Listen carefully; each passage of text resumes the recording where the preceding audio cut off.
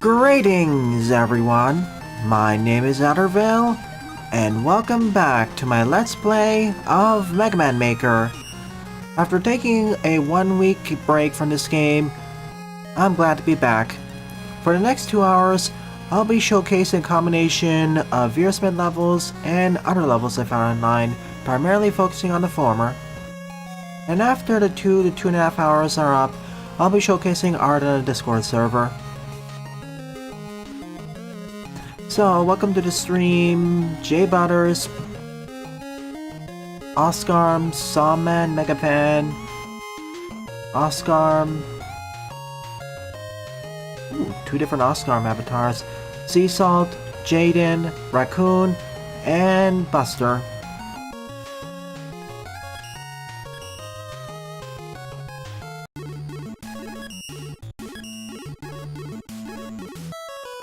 Oh, your 5G is conking out. That's unfortunate.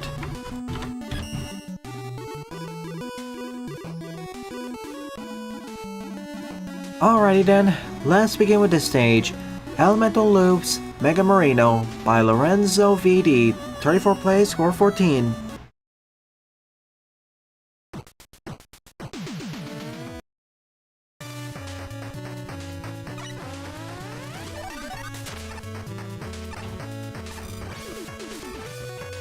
Speaking of which, Jaden, you mentioned you wanted to go over and give short reviews of the 15 Steam Next Fest demos I covered during October.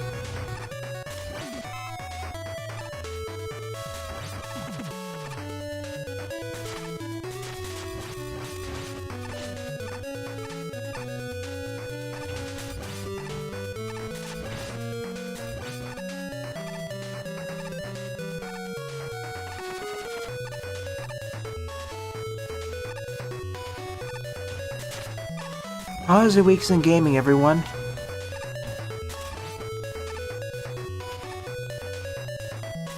As I mentioned, this week I finished the last Next Fest demos. The last one required a lot more editing because of how long it was.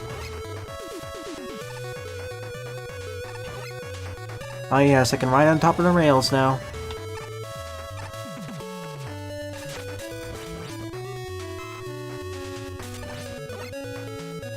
Which means I can also grab that E-tank. No thanks, I'm fine. Wait. I forgot. That's not solid.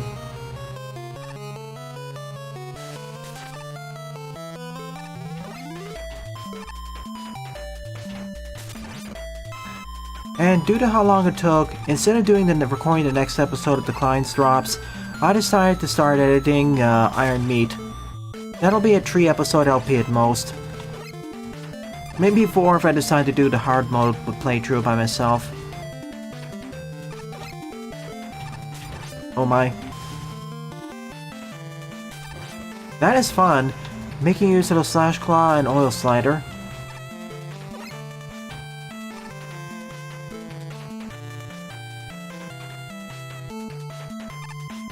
Oh my goodness, I got pulled in.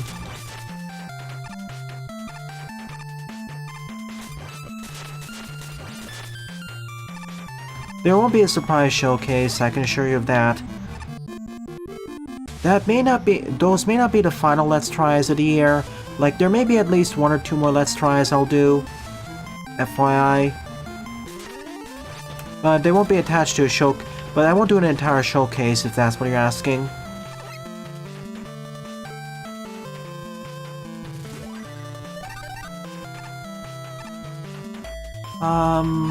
Okay, I'll search Lightman. Wait. Darn it, I fell for it. What is that up there?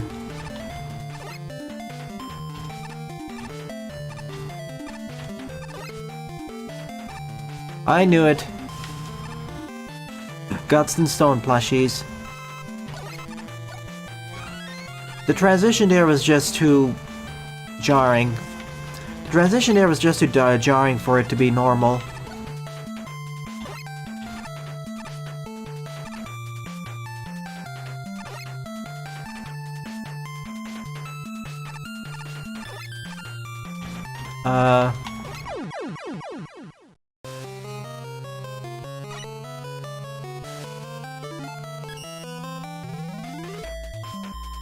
Jaden, you don't need to mention them because they're still banned. They won't be coming back until 3 weeks later. How do you... Okay.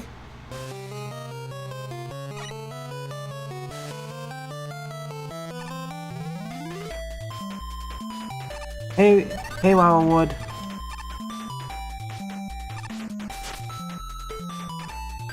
I'll back to execute today. We have 8 levels. Oh! Okay. I didn't know you could do it this way.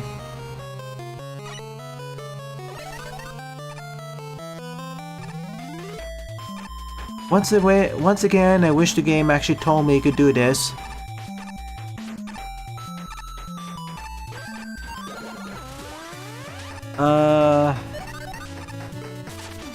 Oh yeah.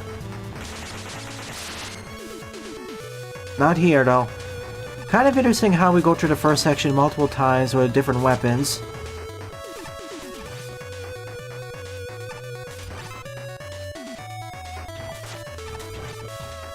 I think I know the exact spot where I'm supposed to use this.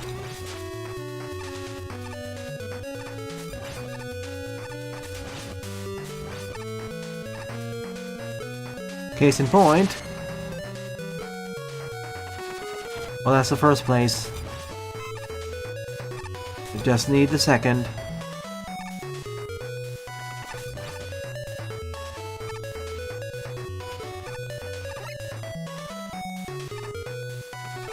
There it is. Neat way of reusing that.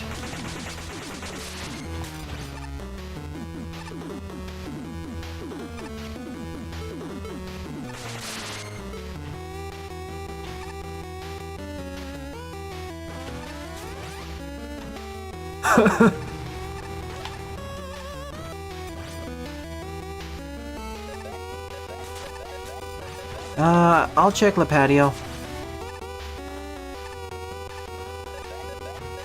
What was...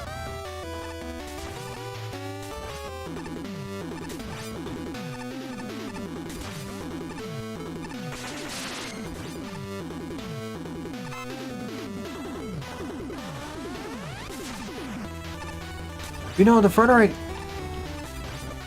get into the stage, the more and more enjoyable it gets with the setups it has.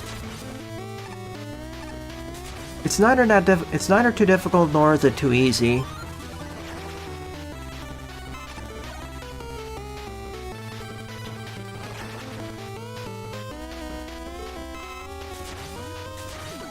Just checking something.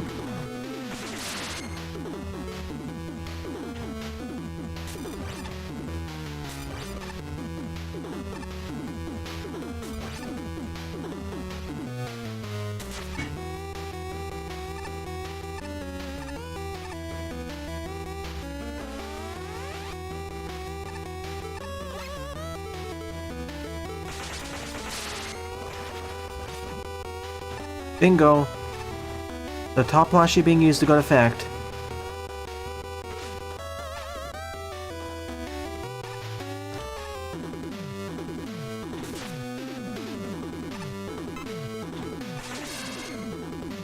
Whoa, what was that? I'll remark on the things about the banning after I'm done with this level.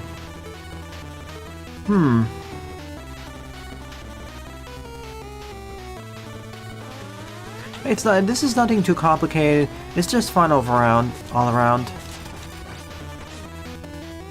Oops. I reacted too slowly there.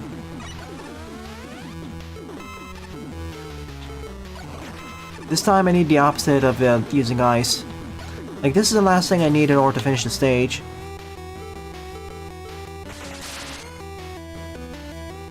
Alright, speedrunning time.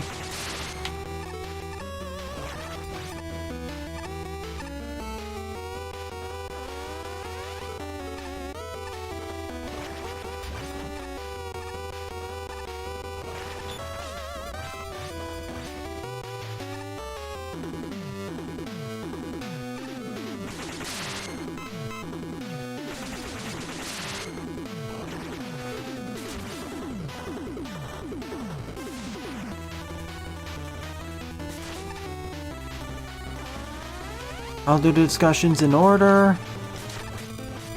Let me just finish the stage. Alright. Activate this. Now I can get through and it sends me back here. Where now I can access the store. Imagine if I could glitch right through it to do the damage boosting. Okay. What is your weakness? Oil, okay.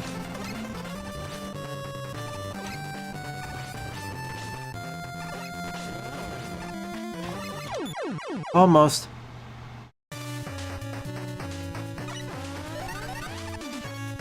Yeah, too far away, can't damage boost. As funny as that would be.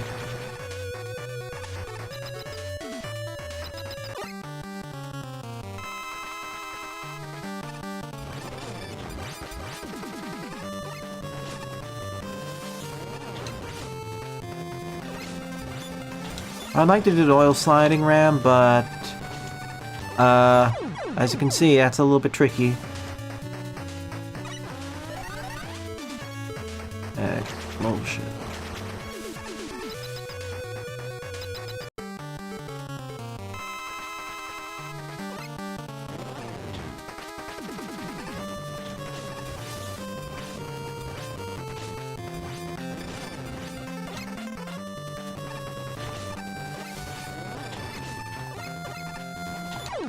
Almost.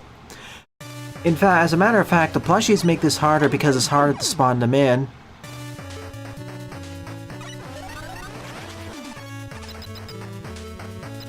Because the plushies may just eat the oil glob.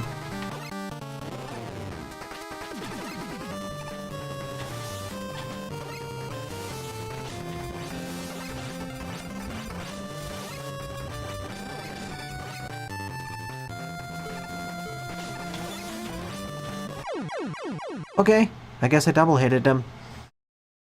Overall, decent level, and now I get the name of the title of this. Each time I went through a stage, I went through a different element. Like grass, oil, ice, fire. Then looping back to fight the boss. Pretty fun. I'm sorry I wasn't able to cover it 2 weeks ago. This was actually a well-worth-it one. Okay, let's do these things in order. Set to look for a light man. This is yours, so I'll add this to the list.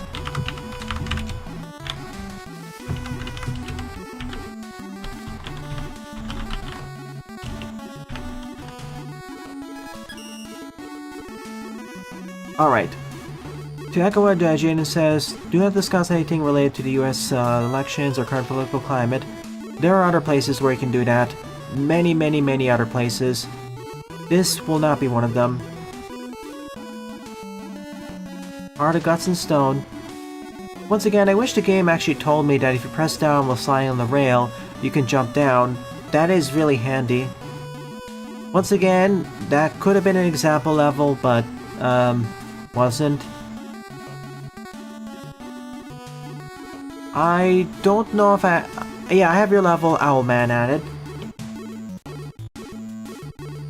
To answer your question, Jay Butters, about the banning, basically, yes, and it's been building up over the months and years. They were banned simultaneously for our sake and their sake, really. But enough of that.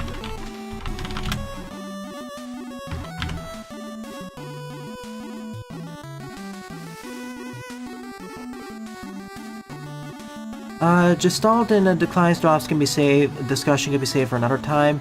There's plenty to already discuss about the next Fest demos. Exactly, Buster.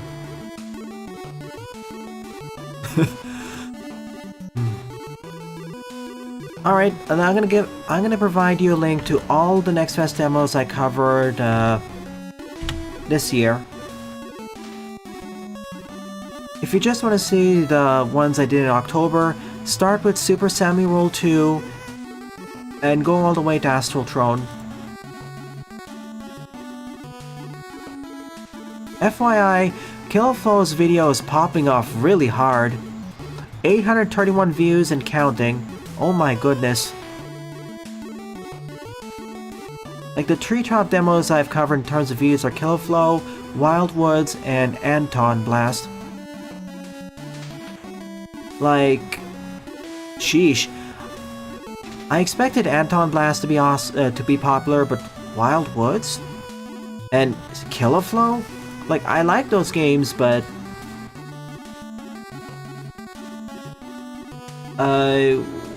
what do you mean, Jaden? Oh, never mind. So for this stream, just focus on the 15 demos I covered this October.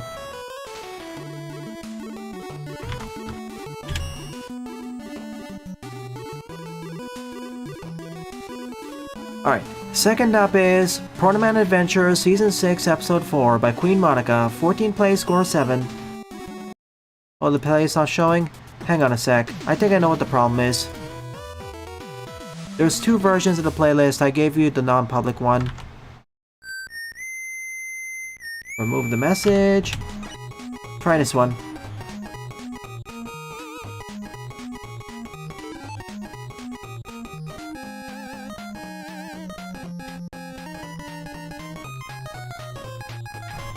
Let's try it again. Second up is Protoman Adventure Season 6 Episode 4 by Queen Monica, 14 plays, score 7. NSF replacement ahead. Start with semi-roll and work way or downwards.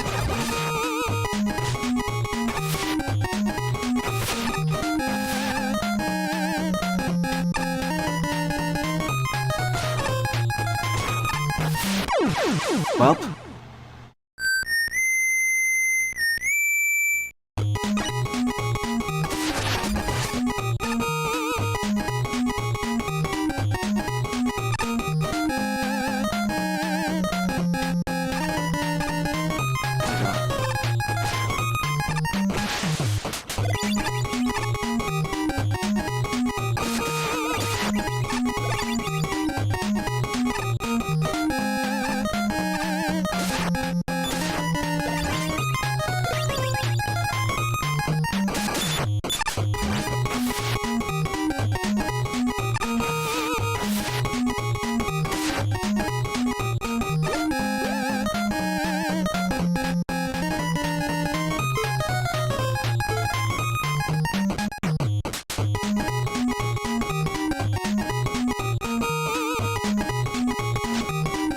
Whoops. Alright, back down to normal volume.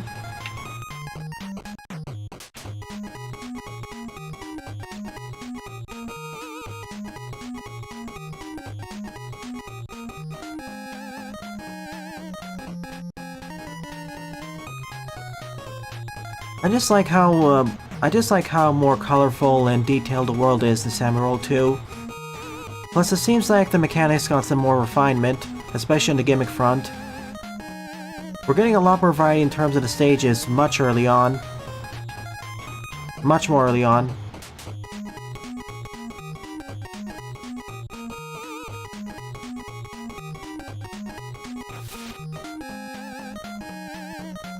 I don't want to go back down and for just E-Tank. Hi, Wumi. Welcome to the stream. Glad you can make it. Also, something else of note is that I'll have access to 5 playable characters in Samurai 2 instead of the first game's 2, so that's gonna change up quite a few things.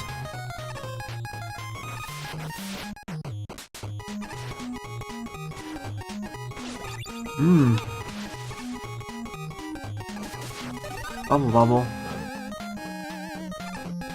Oh no.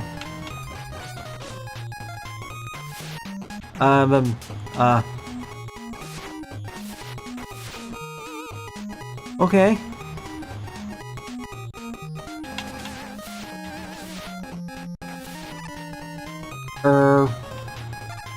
Well, at least I didn't get crushed by them, I guess.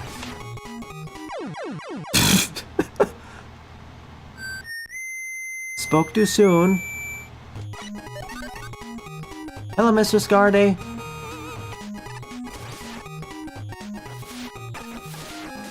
Welcome to the stream.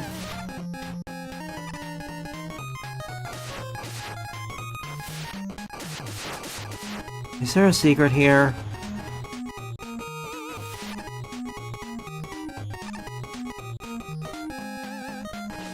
Oh no. Was I supposed to be in that bubble?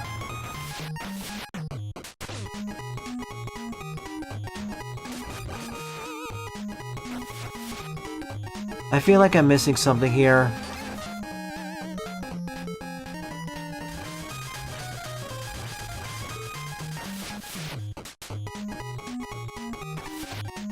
Alright, go now, go! I don't think that was the intended way of doing that.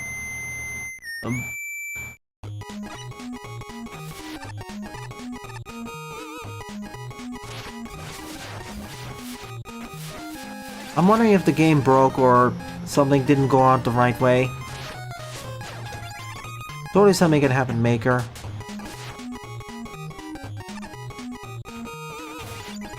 Oh, right?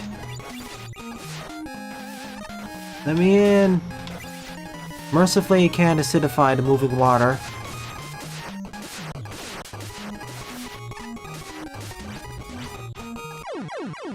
Wow. For once I get trounced by a Tama.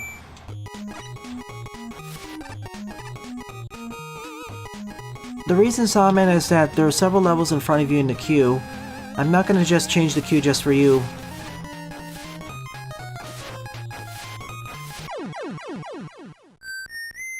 Putting aside the weird screen there,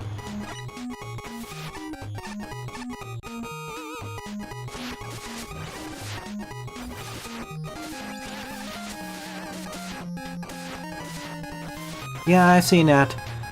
When I get around to playing that tonight, I'm going to have 1.8.5.2 ready at the standby. No, this is not one of the creators' earlier levels. And please don't be that insulting. I've seen way worse first levels. This is actually legible what the challenges is trying to do.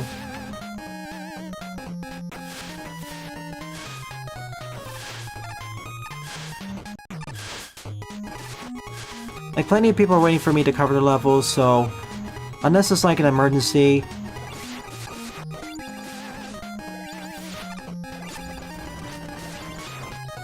I'm not gonna just interrupt it.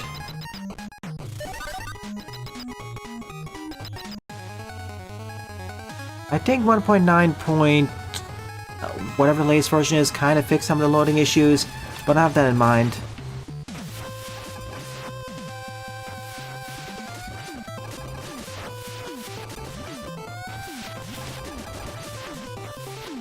It's not every day I get to trounce Burstman with the Proto Strike.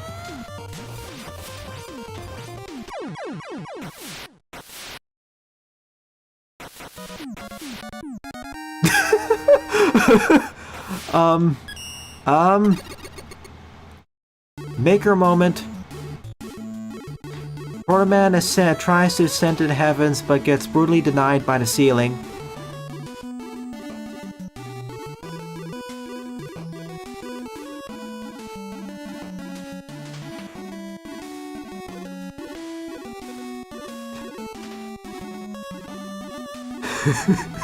Oh, one of the reasons I love Maker. You never know what a funny esoteric bug you're gonna come across at random. And the least harmful one because it didn't actually cause me to disperish. Alright, number 3 up is Hijack Man by Big Vincent. 34 plays, score 6. Good point, Garde. I don't know if that's anecdotal, but most of the time when I see these funky bugs, it's either Roll or Proto.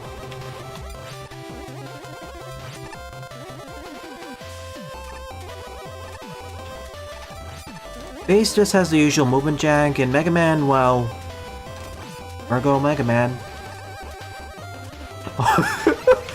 Oh, Wily's Backrooms. We haven't been sent there yet, indeed. Oh, props in the background, it's pretty.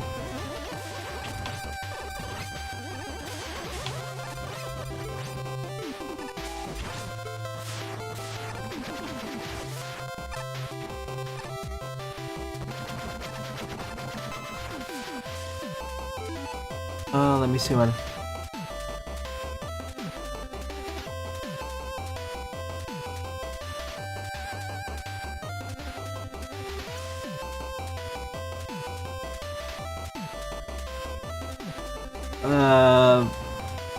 You mean Samurai Rolls 2's first 2 levels?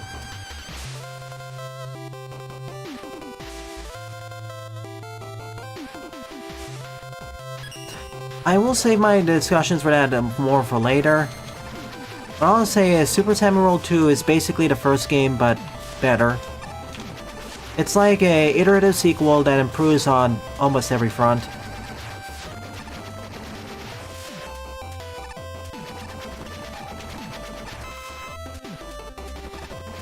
They even made the accessibility options more granular.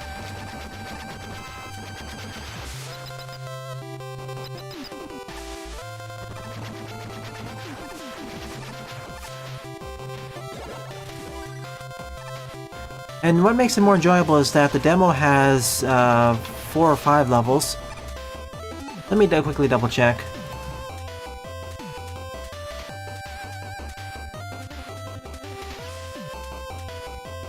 Yeah. What makes it more enjoyable is that the demo has 5 stages, and they show quite a bit of variety.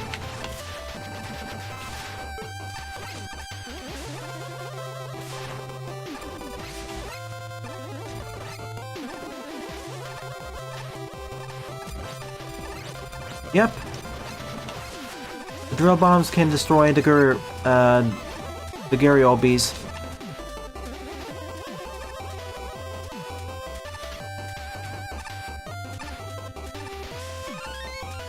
Thought it'd be the other way around, but sure. Hey, Brakeman. So a minor sprite mod. Alkaki is interesting because that's one of the random troll... Initially, that was one of the random trolling demos I decided to include. Like, every time I do a Steam Nexus demo, I try taking a random platformer that looks interesting just to... because I'm curious.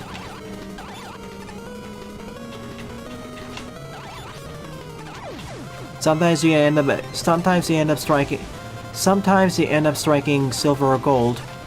And in that case, I at least struck silver. Time to escape. We're blowing up the train.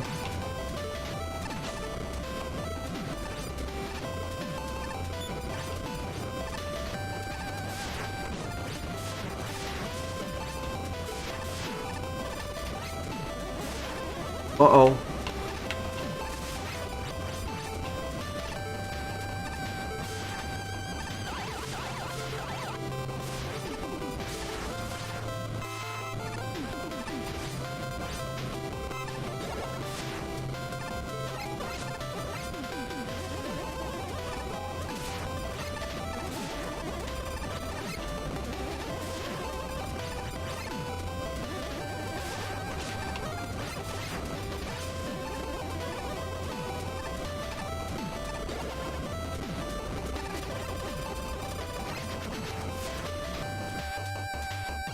Super Samurai Roll is a 3D momentum Super Samurai Roll 1 and 2 are 3D momentum-based platformers. Think Super Monkey Ball if it was more of a platform. If it was even more of a platformer.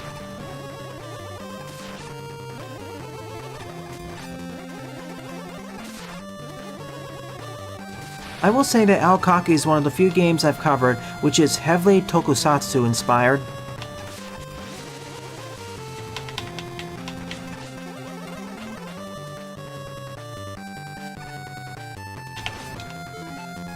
I mean, I do have this. Let me guess, Commando?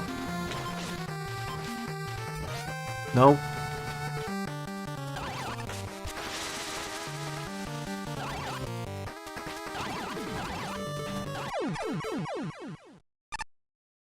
I liked Elemental Loops more, but this was a pretty solid, decent one.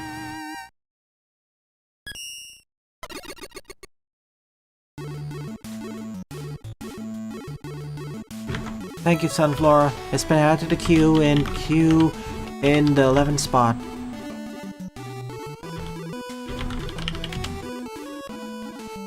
I guess we hijacked, or we unhijacked the train from that guy.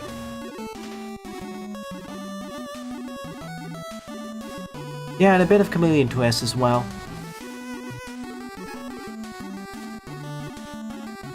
But Ayakaki is one of the ones that I just threw in because it looked interesting.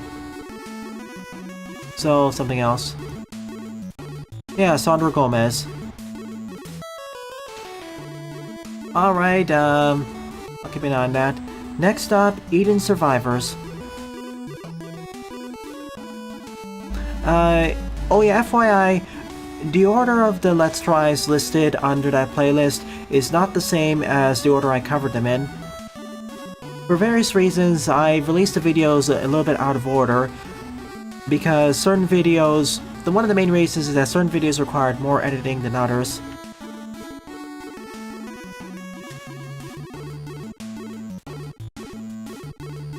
The three main games I wanted to cover were Super Samurai Roll 2, Entropy Survivors, and Void Souls. Well, and Astral Throne. Void Souls was another throw-in because something else didn't work. Like, it was a backup option.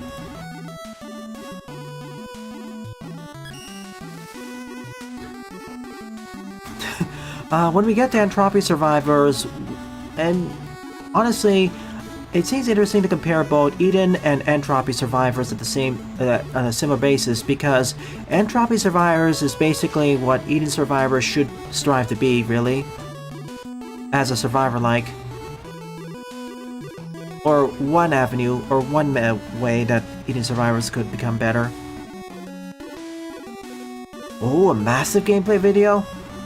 Share it under our gaming, please. Alright.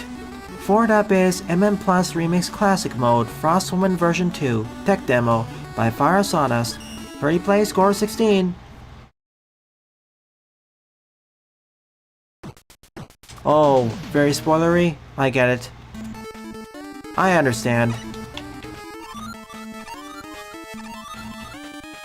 I'm just picking extra weapons that I think I'm supposed to be having. First victim and first... Oh yeah, that is... Yeah, don't share it then.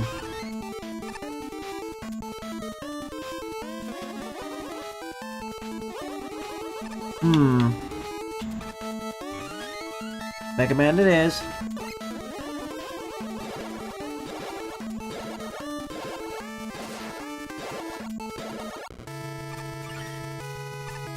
Oh yes, the boss intro cutscene. Before they get squished. Aurora Borealis? I don't remember it being that pixelated. DRA is in Danganronpa another. Well, we'll see what happens, Jaden. I have hope, but that was not a good showing for Steam Next Fest. It wouldn't even be that good of a showing if it was released to Sage.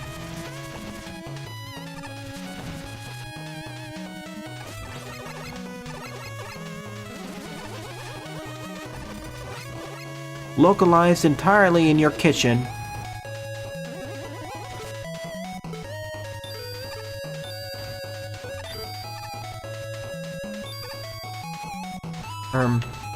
One more. Okay. This shall do.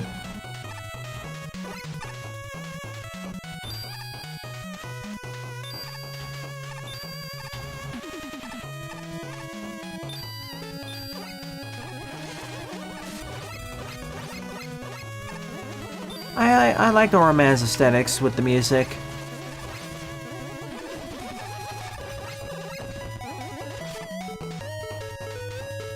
Fire out.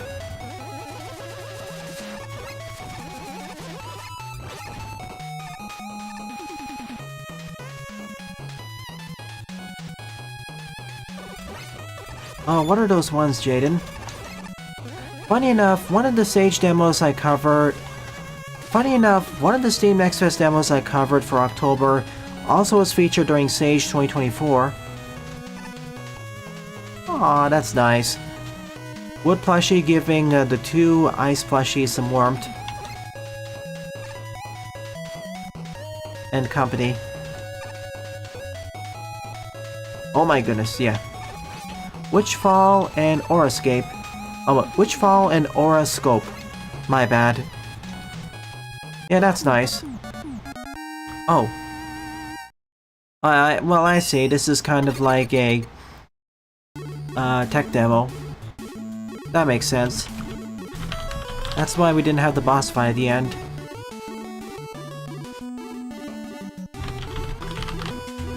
Aurascope. I made the same error when I did the Let's Try.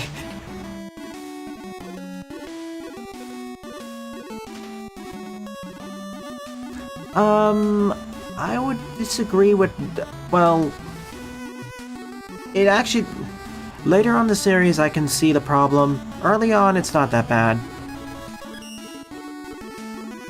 Like, the one where it's really bad is Dream Team. Like, oh my goodness. I understand that game being more difficult than the bunch, but it doesn't... It didn't need to be that hand-holdy. I also realized the reason, Jaden, why the game was lagging so much.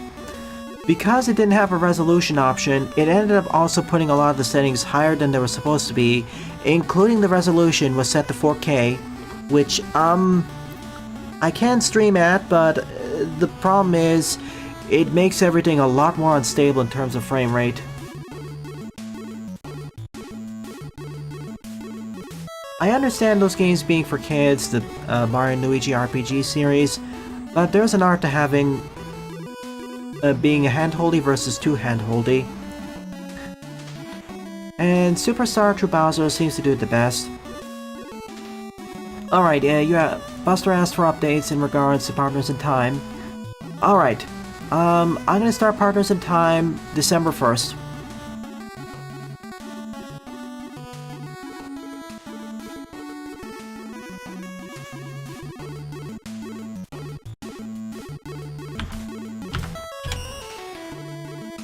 Like, this Sunday is going to be the continuation of Snatcher, next Sunday Snatcher, the finale Snatcher, and then December 1st, Partners in Time.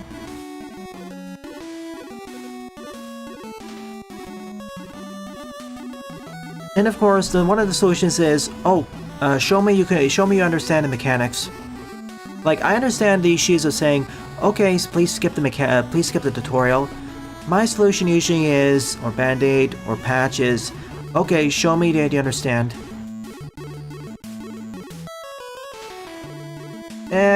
Gestalt feels like it has more character to it. Wings of Endless, I kind of went a bit harsh on it, but I riffed on a lot of things during that demo in terms of the story and characters.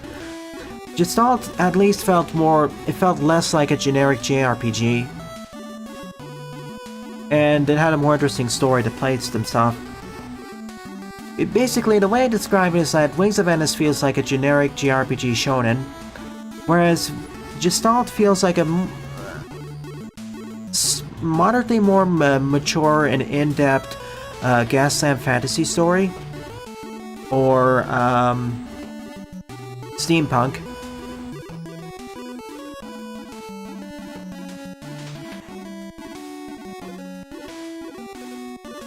Anyways, fifth up is Blank by Oscar.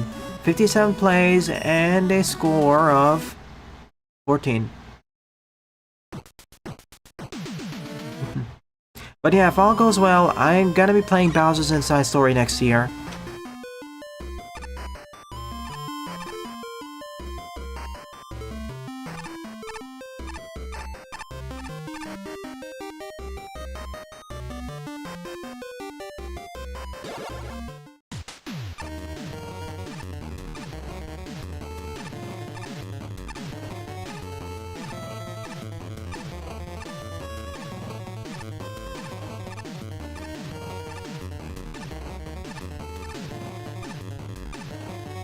Yeah, that's why by the ending I said that I'm gonna probably forget about it after a week or two.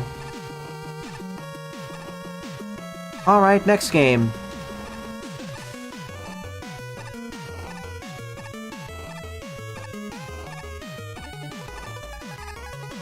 Why do you keep Fight. Get out. Welcome back.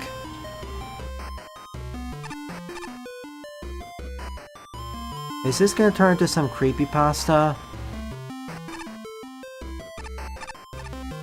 One sec.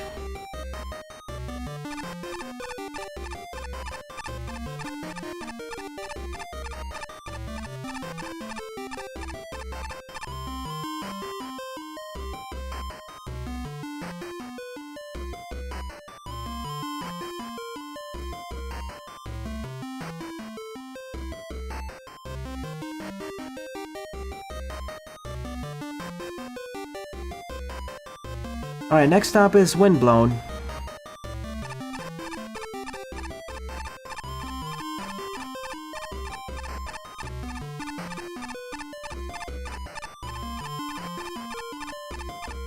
I know one of them are technically roguelites, but I put Eden Survivors in its own sub-genre. And yeah, Windblown, I didn't really emphasize enough with going into detail. From the very get-go, it knocks it out of the park. What it really needs more is more content, of course. And yes, there's blood everywhere.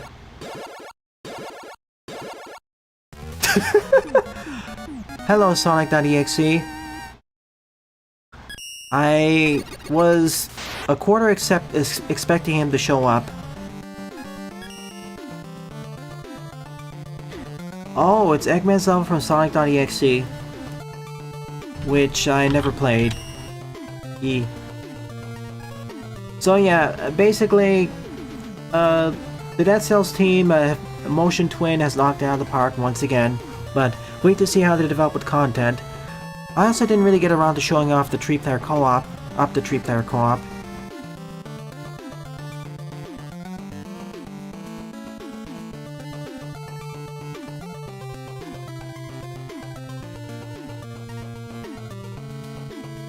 Dramatic reading time.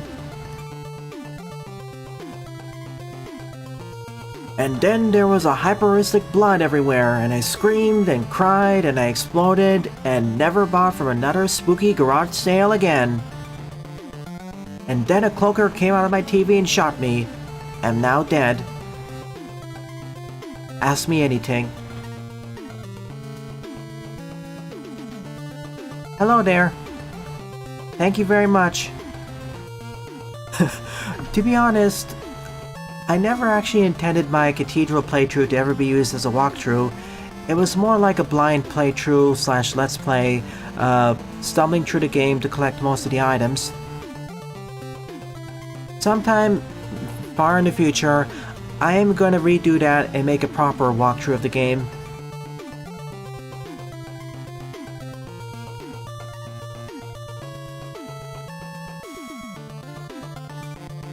Also, keep in mind for Dead Cells, there are actually 2 teams working on it.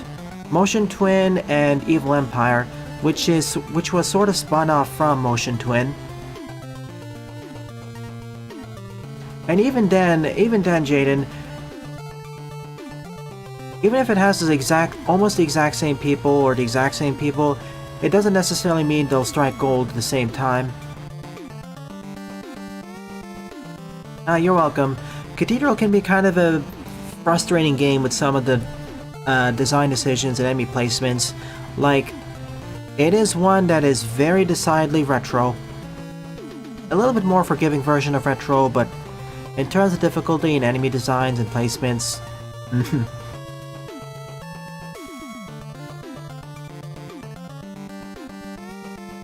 I've grown more fond of the game over time. Like, a few years ago, I was a little bit more harsh on the game for not being as much of a Metroidvania as I wanted to be. But then I realized as I refined my taste that, that doesn't really matter as much. Alright, 6th stop is Outburst Man by Nuclear Stomp. 21 plays, score 6.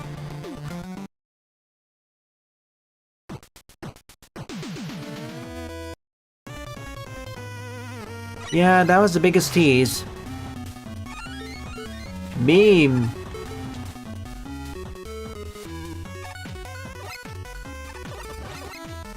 it built up the mechanics in a fun way.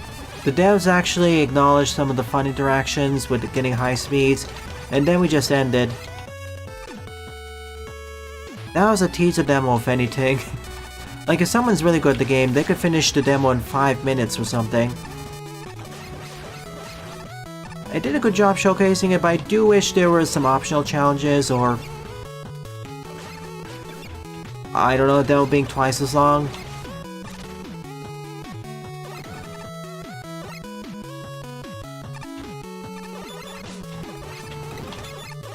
Oh my gosh.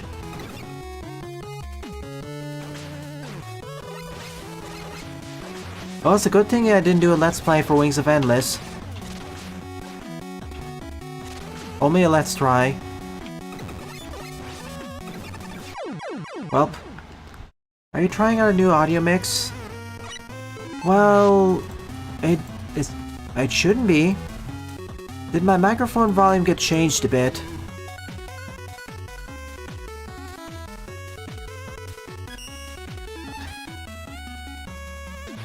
Okay, I'll add your level's been added, Sunflora. Sure, Wildwood. Would you like to replace, the level that's currently in the queue that he submitted?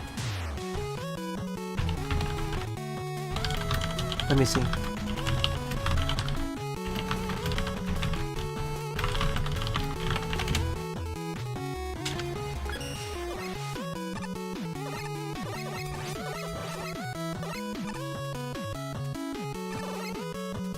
They do. The seams coming out of them like they're mad. But with the way the crack is, it looks like they're depressed. Kind of. This one looks like it's coming out of their nose. Okay, keep that one.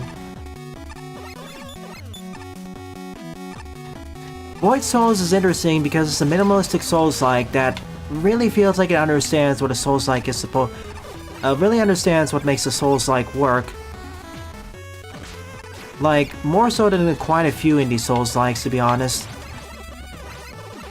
It distills everything, maybe not down to the minimum form, as there's still a lot more atmosphere than if it was truly minimalistic, in all ways.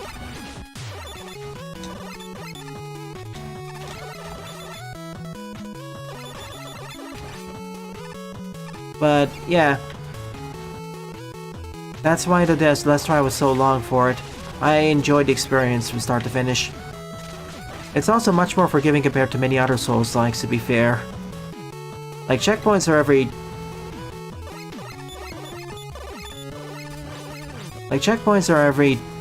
half minute or so.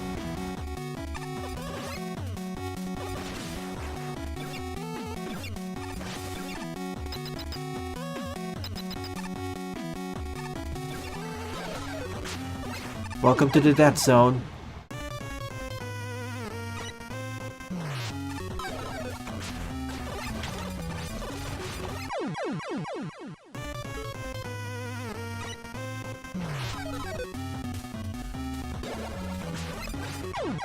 I could have cheesed it. Hey, Talk. Hello, Toxin. Oh my goodness, this is... It's just two enemies, but it's kind of tricky with how everything is placed.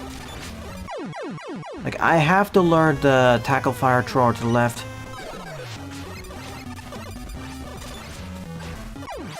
When I say tackle fire thrower, I mean hothead.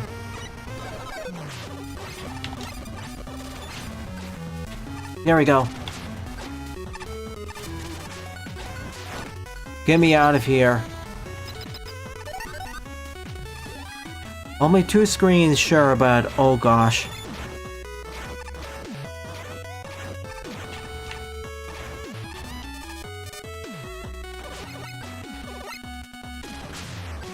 Eventually I'm gonna play the From Software's own games on the channel, just to see a bunch of things. Question. Why do we have this such an advanced setup to get to the left when we can just jump up here? Am I missing a... Is there something else up there?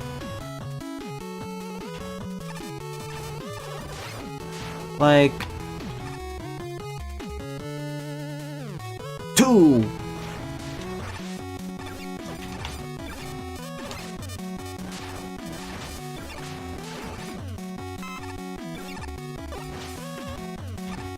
I'm guessing it was either intended by accident, or there was something up there.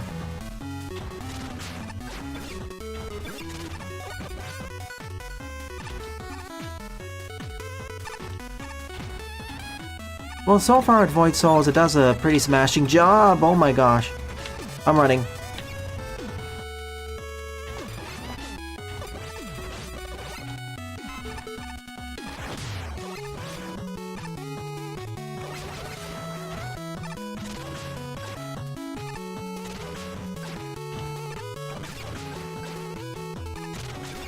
Let me through. 1 HP to spare. I think, yeah, there was one too many ladders.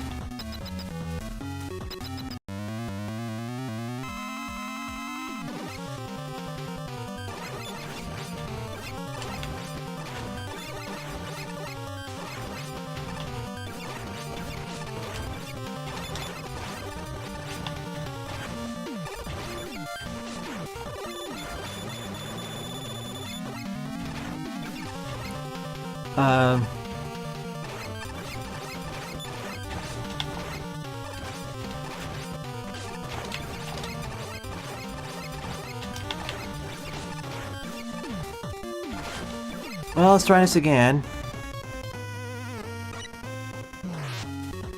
So, thank you for correcting my word salad accident. Unintentional on purpose.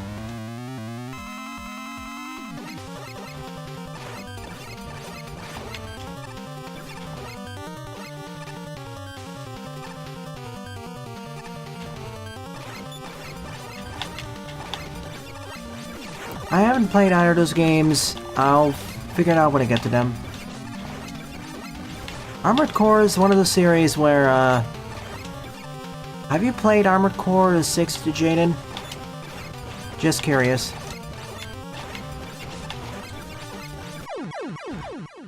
Oh man, I don't have a charge shot. I don't really have an E-tank either.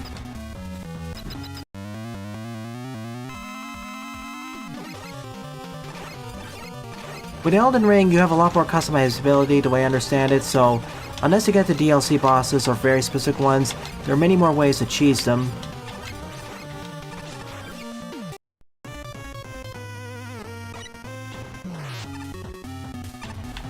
I know you can learn a lot by watching a game, but with certain titles, you also have to play them to properly get the feel for it.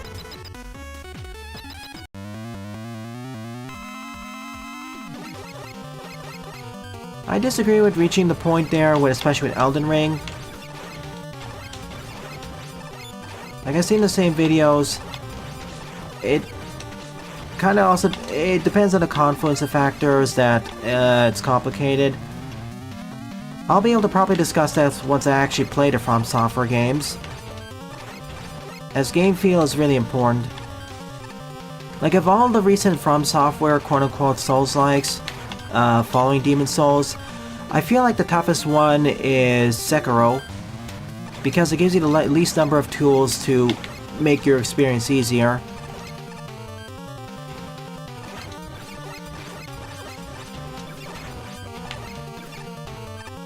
I'm doing the slow and steady route because I don't have an E-tank, or charge shots, or a weakness.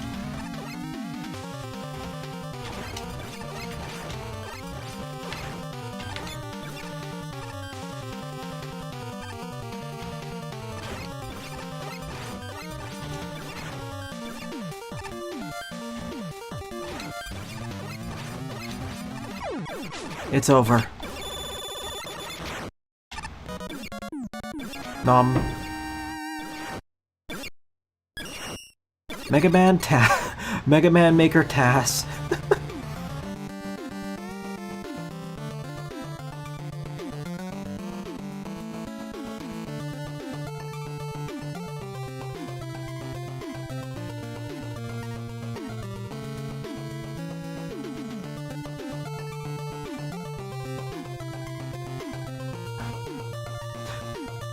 I'm looking at overall reviews. I'm not sure what happened with that particular IGN reviewer.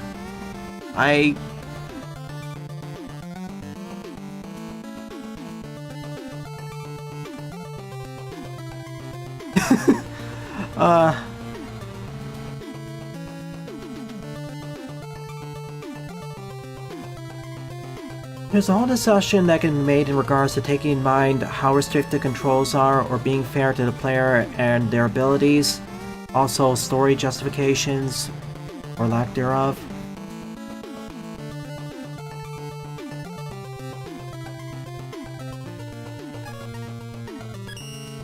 As for the stage itself, it's fine. I kinda like the previous ones more. Not having access to charge shot just made the boss fight a little bit, I don't know, repetitive. And saying that hack and slashes will get harder than the average Souls-like game, I am not going to comment on that because I don't have an experience in those genres. I'm just commenting to say that I don't have enough reference knowledge to make an assessment on that.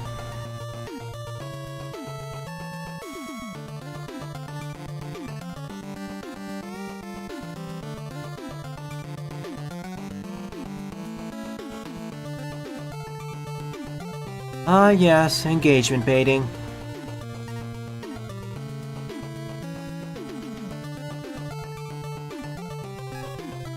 One thing, we all do it to some regards.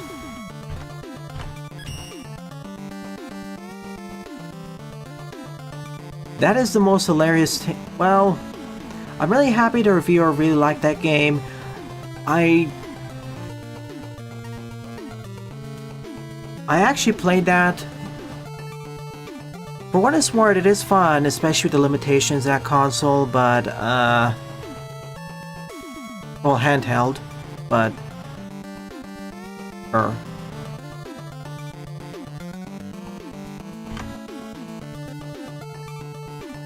Yeah. I can see that. Project Sekai,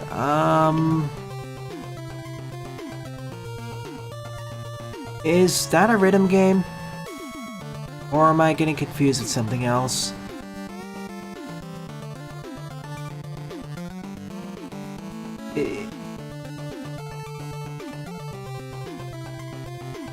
Let's see, it's a rhythm game visual novel, spin-off of Hatsune Miku Project Diva. Oh, I recognize that. Yeah, that's cool.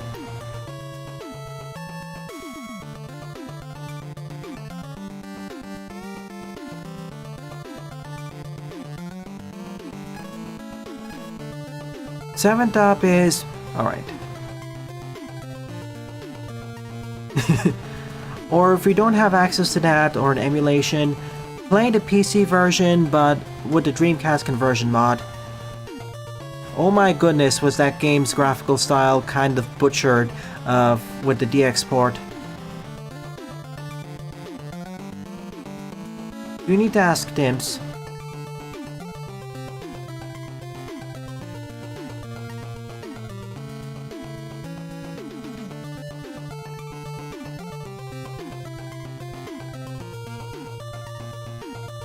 A Pocket Adventure, to me, it's a fun experience, but it just feels like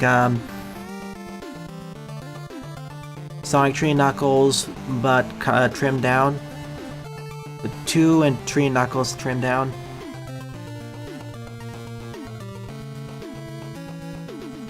Oh my gosh, using WASDA for 2D platform.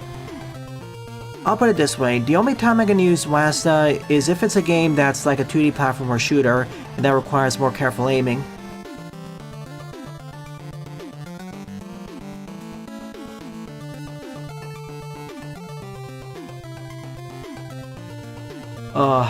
I went through an entire site and yeah. I can understand some of the changes that DX made because of the differences in technology, but others are just baffling. And then the further ports of DX made things even worse. It's like copying a VHS tape in that regard. I mean, if I decide to cover Adventure 1 and 2 on the channel, it's gonna be more like a light playthrough. I like Adventure 2 over Adventure 1 for a variety of reasons, but I still hold Adventure 1 in my heart.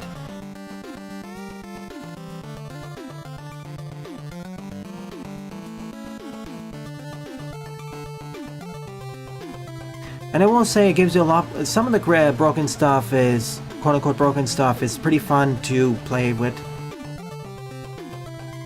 Like, it allows you a lot more creativity of how you explore the levels.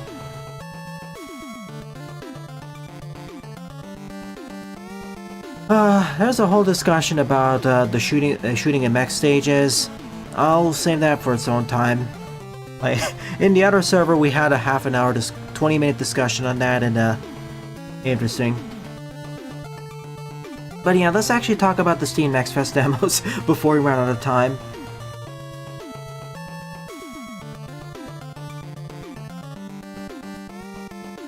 That'd be curious though.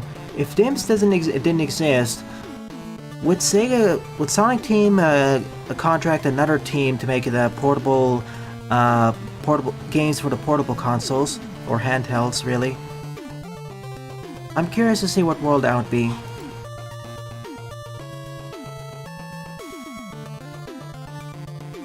Let me put it this way. I think SA2 has better mechanics. It's just that they aren't. Like many things in the Sonic franchise, they're not really used to sufficient potential. Let me put it this way. I know, another display. I'll get onto the stage in a moment. I like the speed stages more in SA2, but the rest of the stages... Okay, I like the speed stages in SA2, and I like half the treasure hunting levels.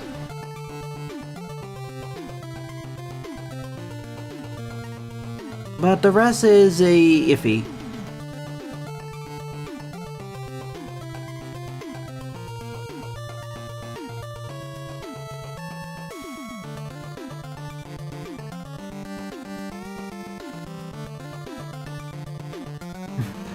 Okay, so thanks for the correction, Mr. Scarday. So basically what happened is that DIMS was spun off from SNK. So probably the folks who made a Pocket Adventure went on to be included in DIMS. I'm not too sure about that, Jaden, because what would very likely have happened is that Sonic Team would have contracted a different team or company to make the portable titles, or they would have tried doing it themselves. And I'm curious to see what that timeline would look like. I don't think Tails and Eggman are that bad.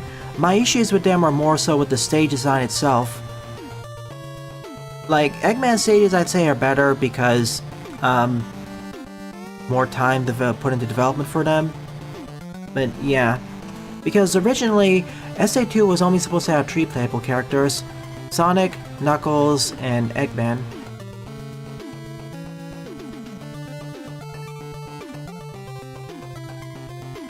Have fun, Iwumi!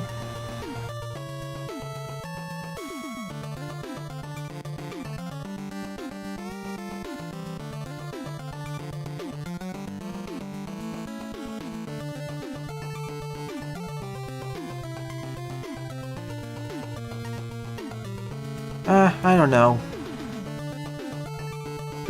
I didn't really have a problem with how they controlled or how heavy they felt. My issue is always more in the stage design itself. But anyways, enough of this sidetrack. Let's actually get back to Mega Manning. 7th up is Mega Man Animal Rage 2 Owlman Magic Castle Fix by La Patio. 66 plays, score 28. Alright, also Steam Next Fest demo. Next up is Splintered Fate. I'll try this. As you know, base time.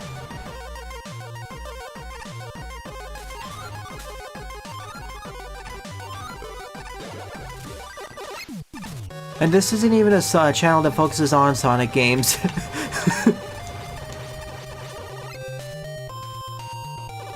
Like, come on, I don't have any... Compared to Mega Man, I've played very few Sonic games. I guess there's more to talk about in that series with its various gameplay styles and stuff. And way more fan content.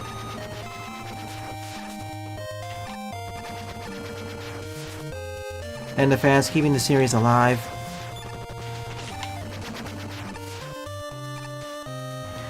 It's everything on how to make a game and everything of how to break a game, and everything of how not to make a game. Honestly, again,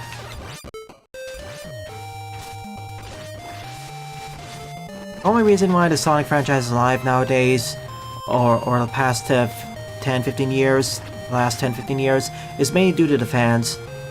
That franchise doesn't deserve such a high level of fan involvement. With all the screw-ups they've made, I'm really surprised that fans have stuck by and just basically kept it going, really.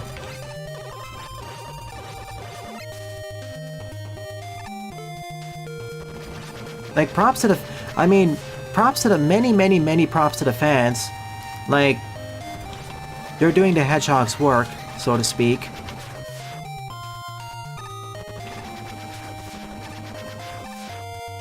Ice Drill and Stone. I'll take Shine instead. I'll be fine.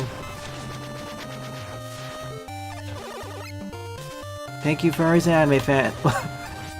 Oh no, give me back. You saved me, bird.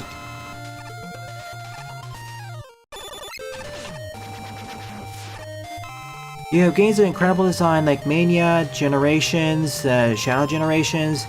Then on the other scale you have 06, and then you have Forces. And then you have stuff that's experimental like Lost World.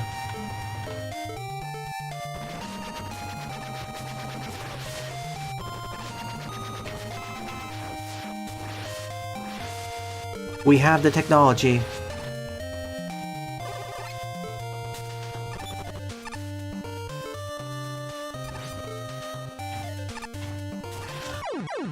This is gonna be a pain.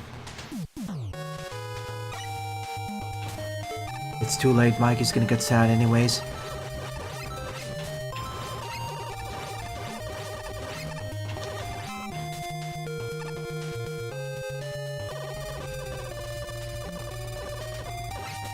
That's what I've been trying to do.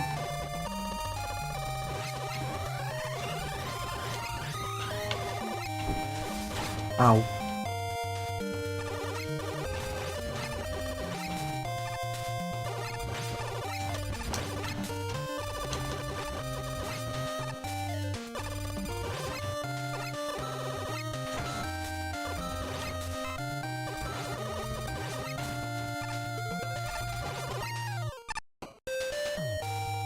Yep, Sunflower.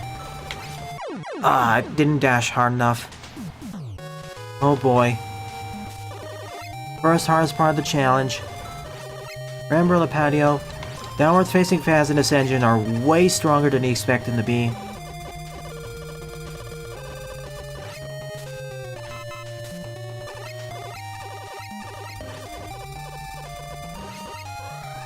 Splintered Fate is pretty fun in co-op. If one of the four of us gets the game, we'll be happy to LP it. Or one of the four of us who co-opted earlier.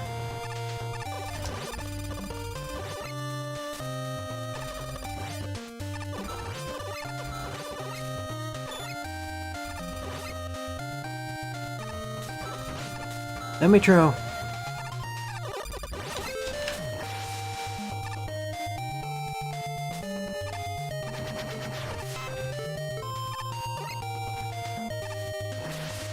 There we go.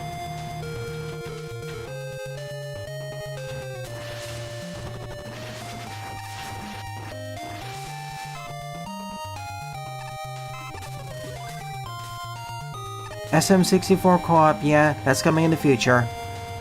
One thing I can assure you all.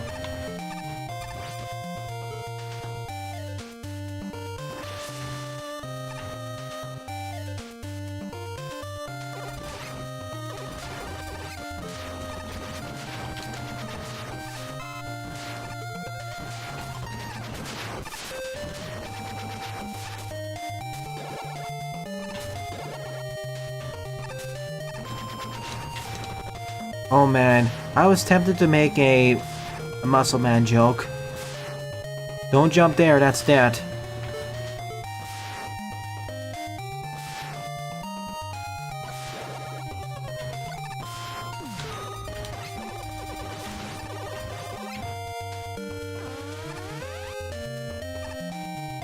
Orange is safe.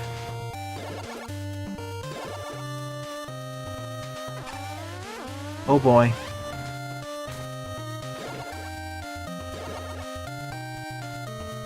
With base, that's actually no problem.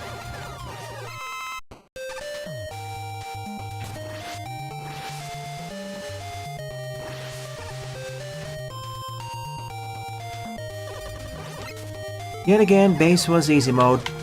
Oh no. Give me my ice wall energy.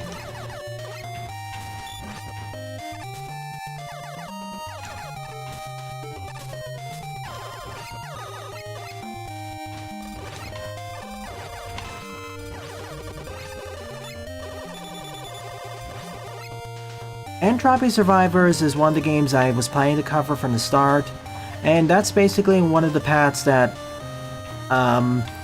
Eden survivors should take note from. I will say that Entropy Survivors has one leg up on Holocure, and that's a fact it includes co-op. In fact, the way you play co-op is quite different from the way you play single player because of how the synergies work.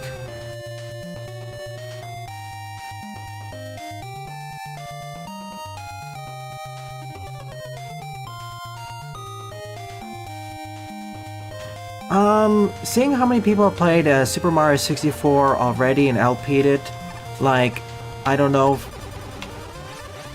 like the several million LPs of it on YouTube, I think we should just jump directly to the X mod. Oh no. What do you say?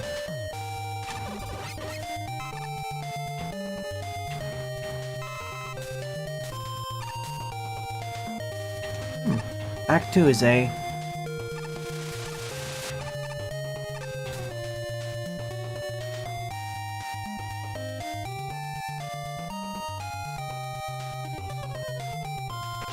Nope.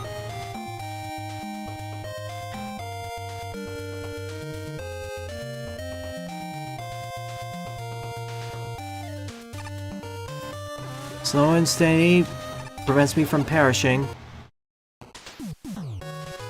Well, co-op and the synergies. And of course, there's also the king in the genre, Vampire Survivors, which is getting a very massive DLC released very soon. Or has been, like the Castlevania one.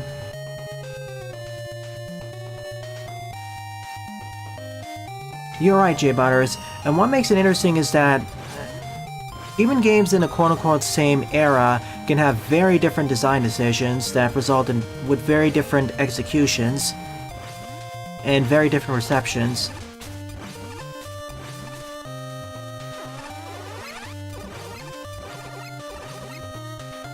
I don't know what magic to Noah.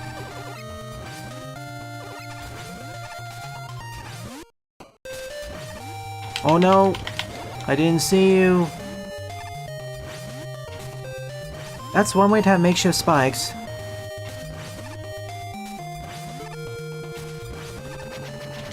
No! Too slow.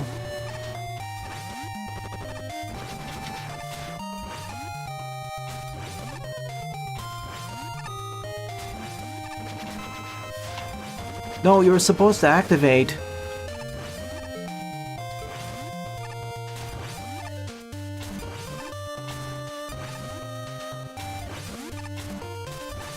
Ah, that didn't grab. Surprising. Let me in. I'll take that over that.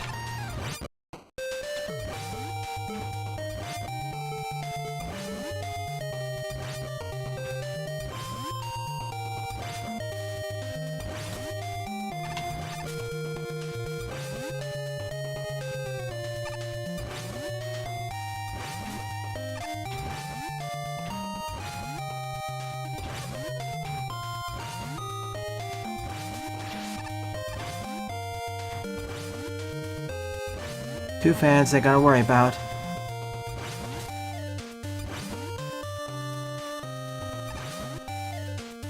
Play it safe.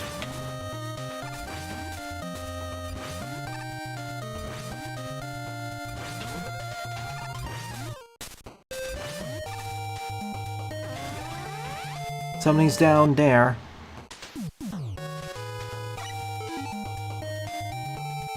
Keep in mind, Jaden, there are several options to tone down the effects.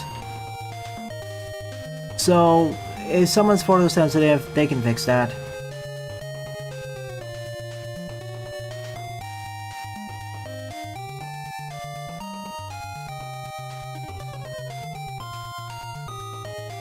Sonic's original identity as a franchise is being the cool and hip kid, but that requires constant innovation and change that isn't always conducive.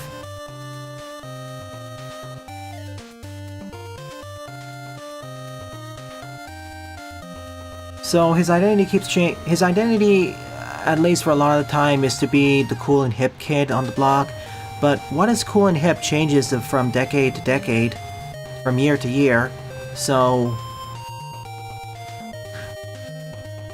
it results in ever-changing characters and not having solid footing.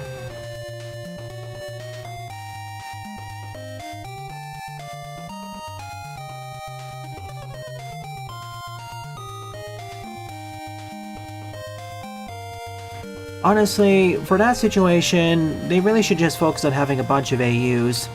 And each AU can focus on a different, can focus on the cool and hip, whatever is cool and hip of that time capsule era. He makes game shows in Google Science where he tortures contestants. I'll take a mountain stage, Lauren.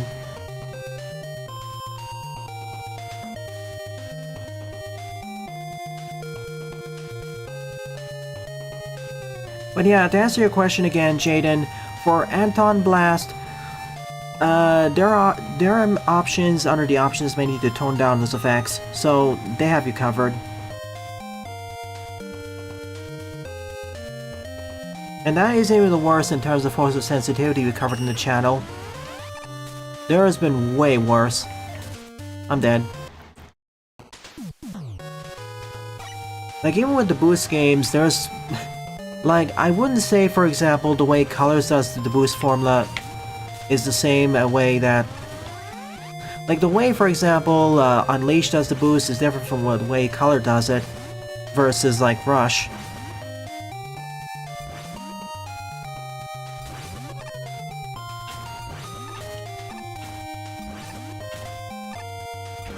Oh, too soon. Oh my god.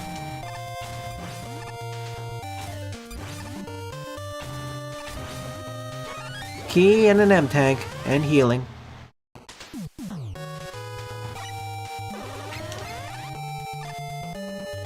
"50 times worse?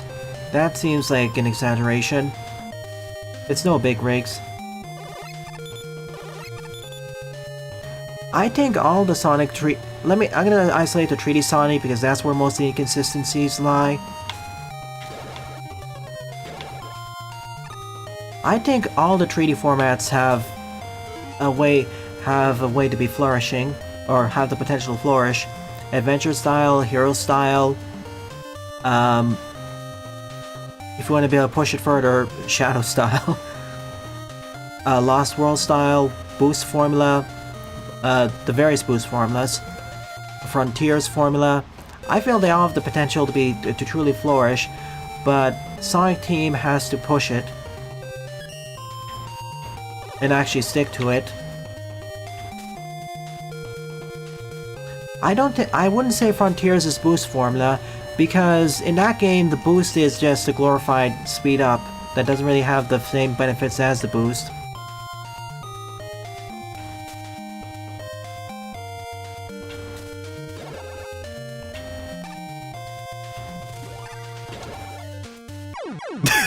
Welcome to the death pit. Enjoy your 5 seconds, enjoy your 2-second stay.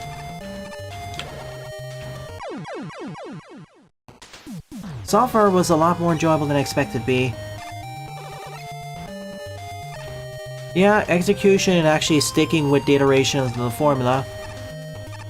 Like, I point out Frontiers being different from Boost because the boost functions very differently there. Spin dashing is more useful, and it's much more heavily combat focused.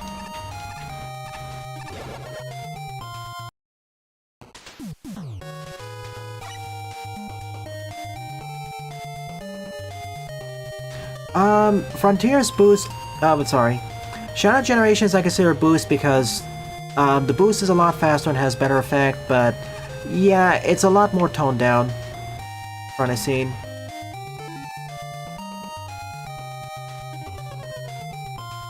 Or if you want to say it's a boost formula game, Mr. Scarde, I would say it's a non-traditional one. Oh my gosh, what is with this platforming?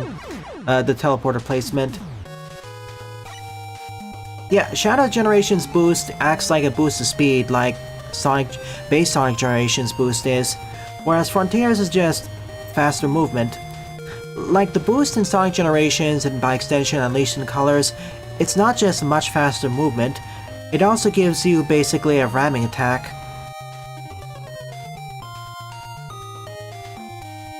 Precisely, Mr. Scarde, and that's what makes it really interesting.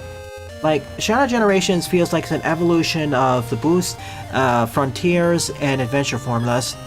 And judging by the receptions and what I've seen my friends play of it, they did a smash-up job. Thank you, Minubi. Is that as easy if I just mash jump?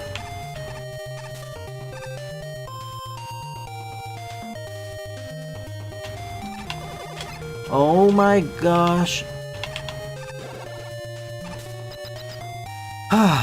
For a Lapatius stage, this was surprisingly less frustrating than I expected. The hardest part was once again something near the start, like the downward fan jump. Hey, Windman.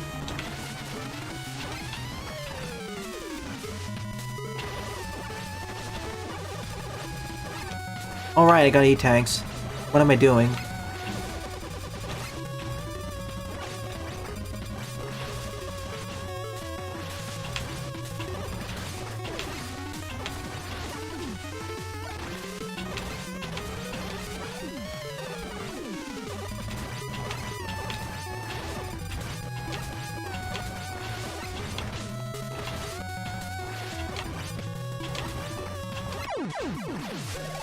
To phase 2.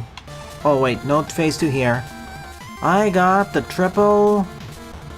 tornado.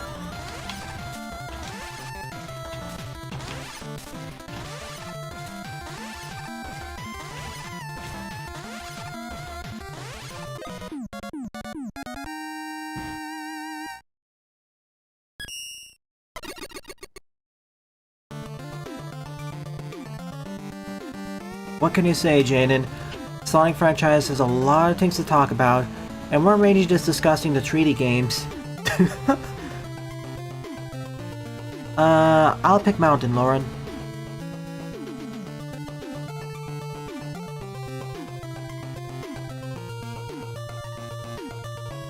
For the 3D boost formulas, Unleashed did set the foundation. And Mario Party, Hudson Omega Grade 2 Mario Party before Sonic Shuffle, and yeah. Sulphur, I think the story is going to be mostly lore-based things. I'm mostly looking forward to the extraction-based gameplay. That's kind of between a boomer shooter and a tactical shooter in terms of how you're supposed to approach it. It can also be the case that I'm this bad at the game. Ah, that's funny. Alright then, give me a moment. Yeah, I think I'll take a short pause here, then I'll continue on with Tylerbot's level.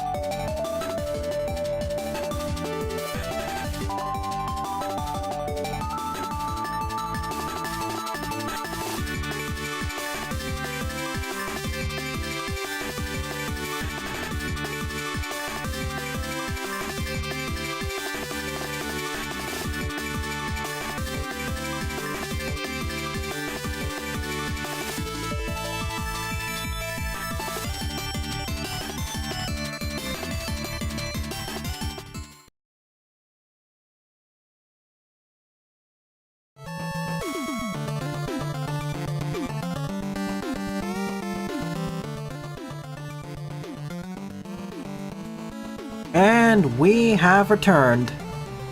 Probably. Give me a moment to catch up on the chat.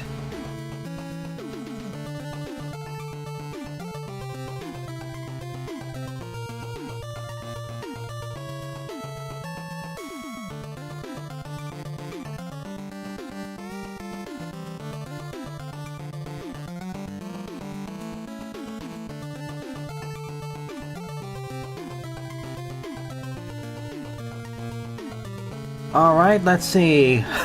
Continuing this discussion on Sonic franchise. You only missed a few levels. Let's see, the platforming. In regards to the daytime levels, okay, the way platforming is done in most boost games, let's ignore colors for a moment. It's different for how how the adventure games handled it. Or at least their approach. Like for Unleashed, it's basically how fast can you react to this obstacle or incoming hazard, whereas Adventure Formula is like more of a direct translation of the 2D games, like clear this challenge to progress, and if you're good enough you can maintain your speed. And unless you get to the really late stages, if you fail a reaction challenge or platforming challenge, when I say late game I mean like Eggman Land, it doesn't really result in you dying. While as an adventure, that more likely results in you perishing. Now, some of the later game stages do have platforming, but when Unleashed control set, it gets kind of awkward. They sort of fixed that in Shadow Generations with the controls.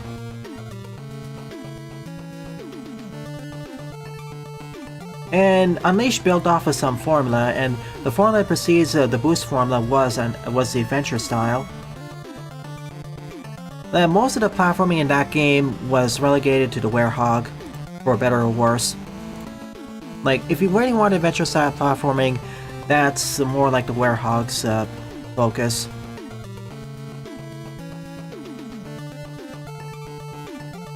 Okay, I'm going to do an SF replacement, as was requested of me.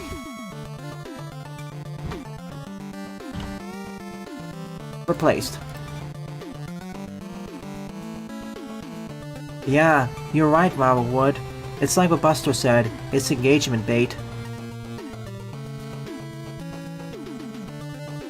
If Sonic 06 was actually half decent, I'm gonna put it that way, it would have been basically the closest thing to Adventure Tree. Now though, that's basically Unleashed. Sort of. I don't hate the Werehog, I just find it rather disappointing.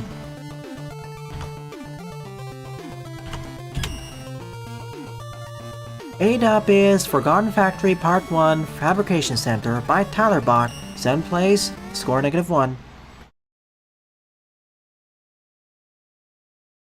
It's too late, Buster. Once the ball gets rolling, there's no stopping it.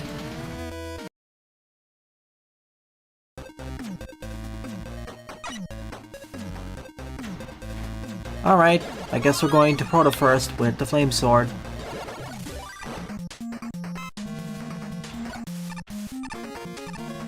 Oh my. Oh, we can have a field day about what Game Freak and their addition and removal of certain features.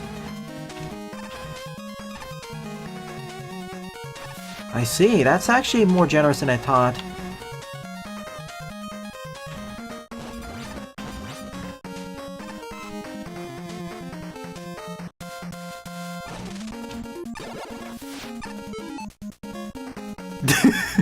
Entirely looked like the Sword and Shield trait to make everyone unhappy. Wait, what game were you talking about, Jaden? It's something got lost. One of the chat messages got lost. Which Souls-like are you referring to? Were you talking about Void Souls?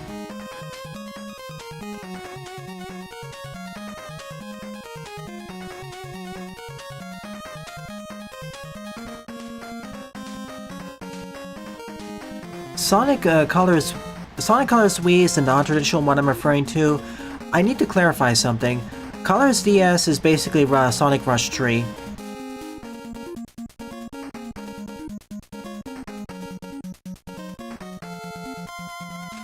As for your level of patio, I thought it was fine. I wasn't really too frustrated. There's only 1 or 2 spots.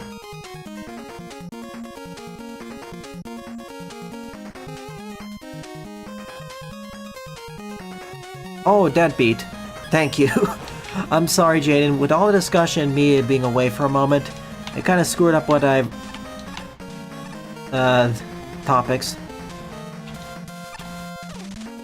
Bonk. There are 4 potential SA trees. Heroes, Shadow, 06, and Unleashed. All SA tree in their own ways. If I were to pick a SA tree, it'd be oh man, that's gonna be a little bit... It's gonna be either Heroes or Unleashed. Okay, this thankfully doesn't spin twice if I'm on top of it and jump off. Seriously, what is with that hitbox? This is gonna be a little bit...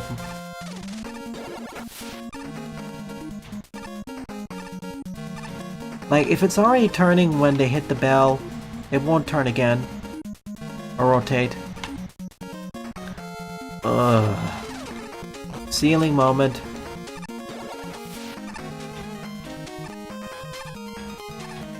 I gotta flip the wall again? Okay.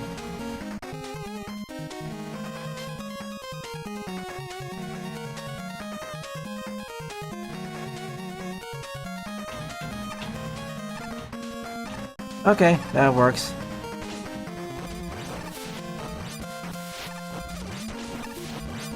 This is the Sonic fandom, J-Butters. A distinct group is gonna be unhappy if we do anything. We've gone way past that point of no return. Yeah, I have to wait for it. Or really just time it.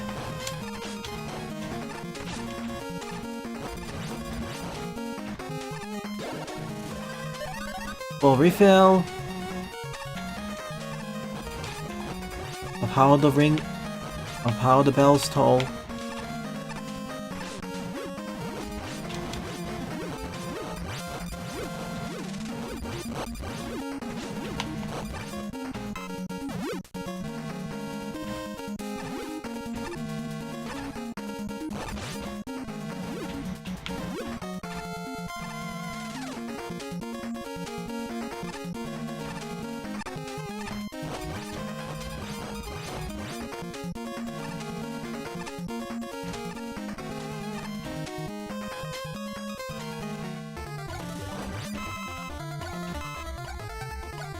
That means interesting because it was made by a friend of one of my friends.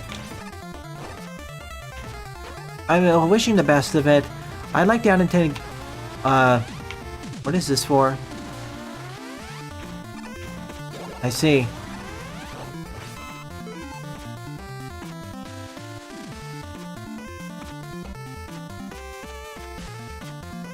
Remake 06? Oh, what do you mean? Well, you mean a small group of people? And in that sense, the fans already have them covered. Like, by this point, people should really just move on from 06. I get referencing the past, but... they've been working on moving away from that more, so mercifully. But if there's gonna be 06, at this point, I want a reimagining. Please no remaster or remake.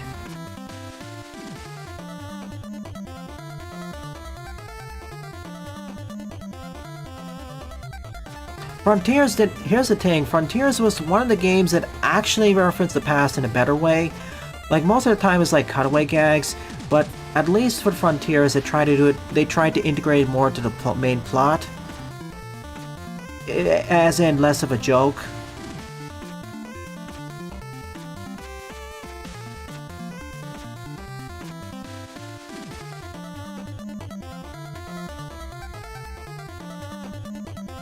It works, Buster. Oh yeah, Freedom Planet's awesome. It's my third favorite game I played this year. Or second favorite. Oh, okay, so this is an optional route to get some more items.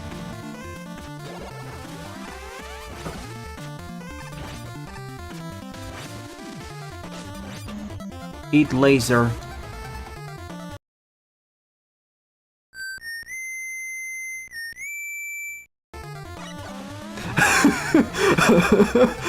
I'm sorry, Lauren. The fan artists already have it covered there. It's too late.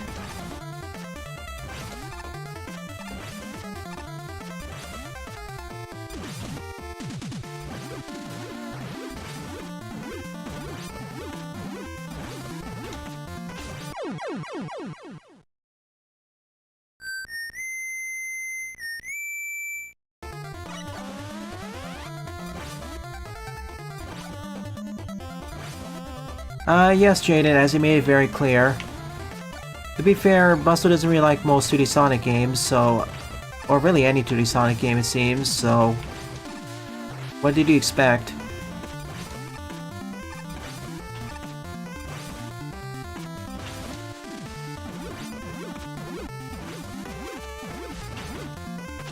Oof, that's gonna be... Oh, tree.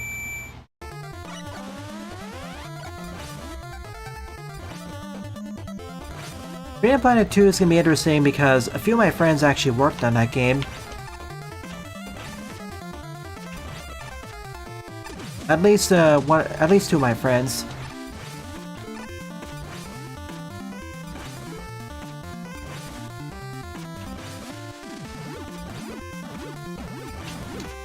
Yee! Oh my gosh, I pressed the wrong button! Of the two Sonic-like indie games I played this year, I thought Freedom Planet 1 was good despite some of my frustrations. Spark the Electric Jester 1 was mid.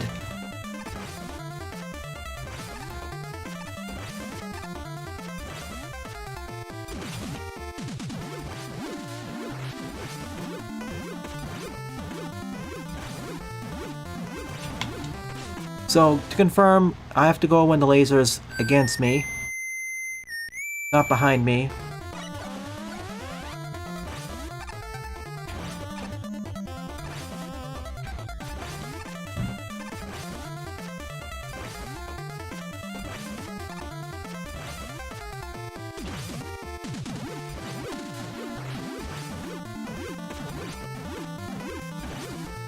Like that.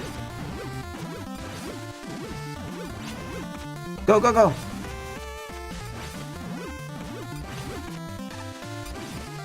Slowly making progress.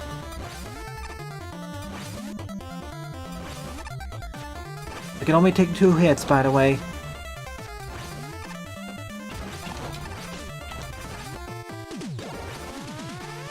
Alright, what do I want? Explosives, of course. And we're back here. Ow. Hey, get me on the platform.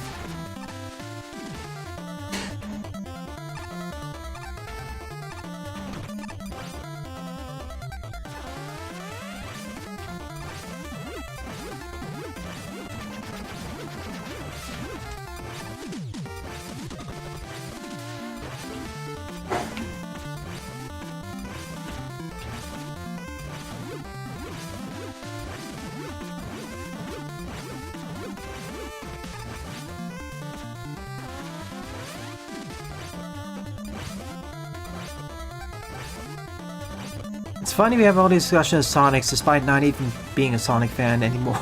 Really?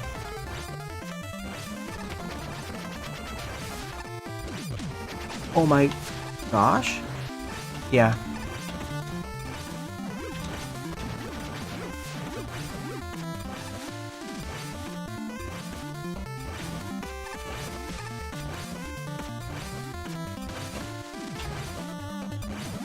Eee! That would have been instant death if I didn't time it right.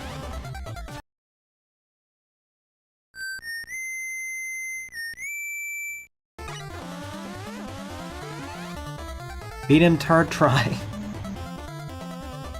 I mean, I'll say this, Spark 2 and Spark 3 apparently are better.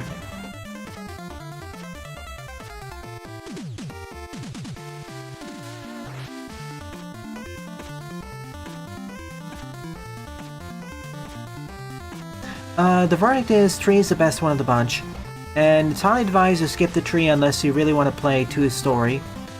And 3 has all of 2's levels through DLC. I'm already outside the pipeline, J Butters. Ow.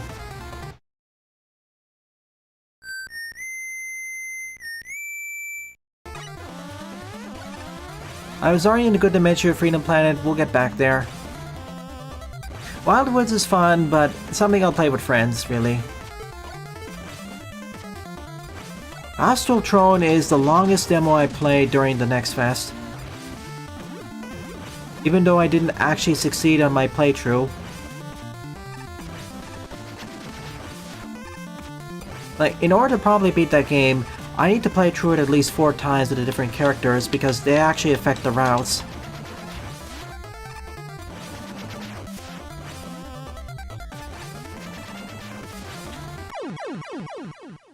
Big oof.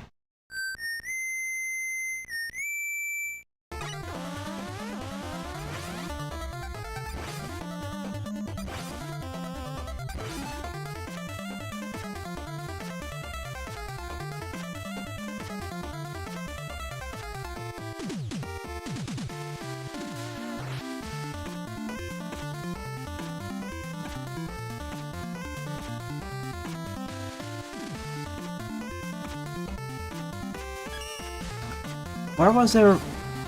I wasn't even referencing declines drops at that statement, Jaden. Where did that come from? Like, I think that game is pretty fun, but the jury's still out whether considered what quality is right now. I haven't beaten the game yet. So I'm not gonna say any notes on that yet.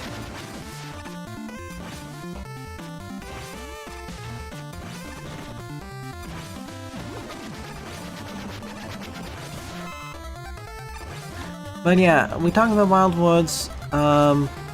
That ended up being a lot more tense compared to TMNT Splintered Fate, that's for sure.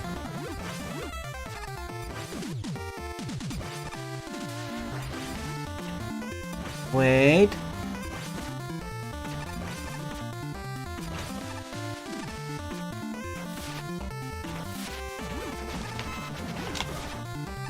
Get me out of the frog den.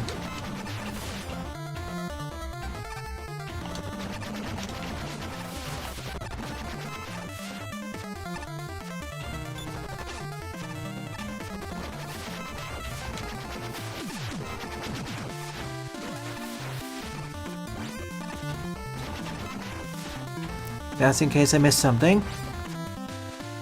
Ooh. Shocking.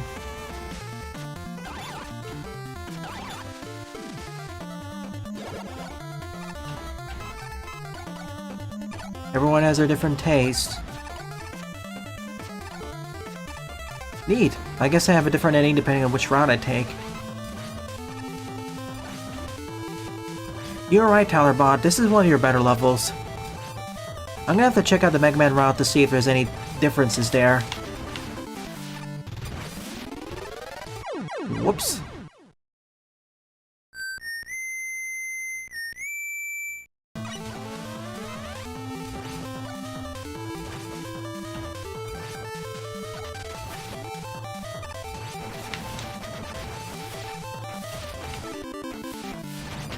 Almost.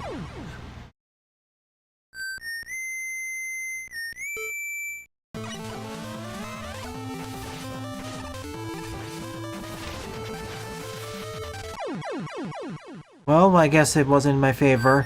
This time I'll play cautiously, seeing as rushing is not working.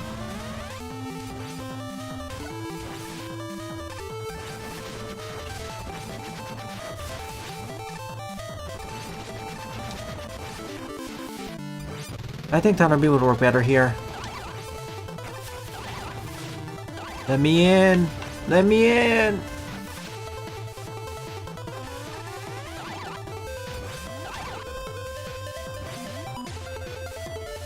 I can't even access the left route, so I'll go down. Water!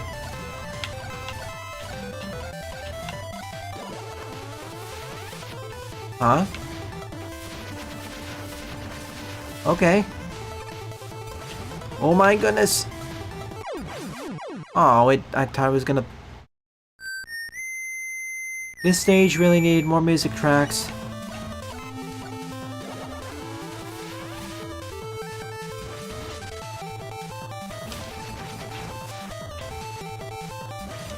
Slide, slide, slide!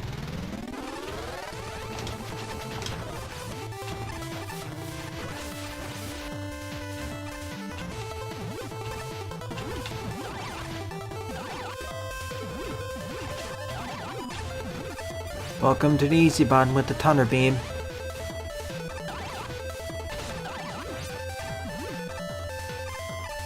No, get me out of here. Are we fine yet, Wileys? I want some confirmation. Oh my goodness, I think we are... No, actually, no, we aren't.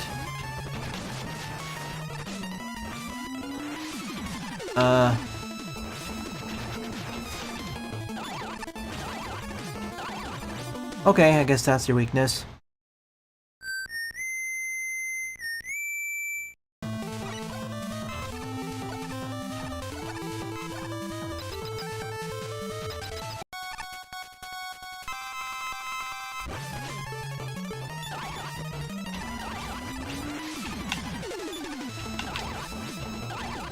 Take out the top guy. The Kamusaburo.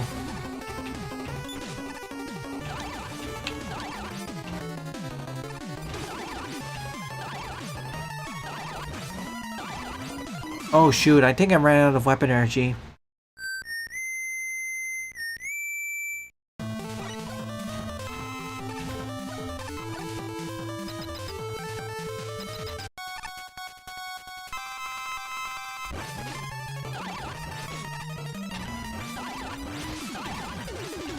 Okay, that makes it easier.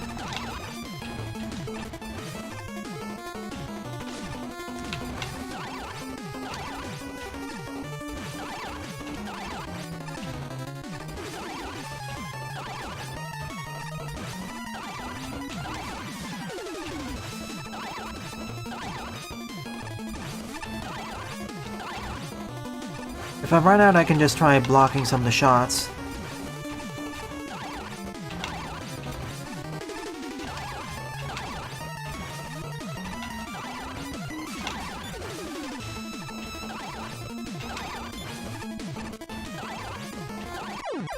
Just enough.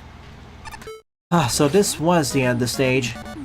Fun level, tricky, kind of reminds me of the patio with some of the tricks, but never the same level as difficulty.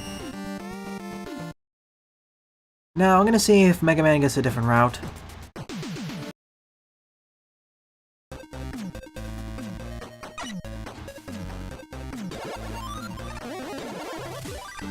He does, so I guess we do this again. Not again, actually. I appreciate how this stage has two very different routes depending on which character you're playing as, for different challenges. For one, Mega Man can't slide. He has access to a charge shot, which makes dealing with some of these enemies a whole lot easier. And he doesn't take double damage, but the trade-off is, well, no sliding.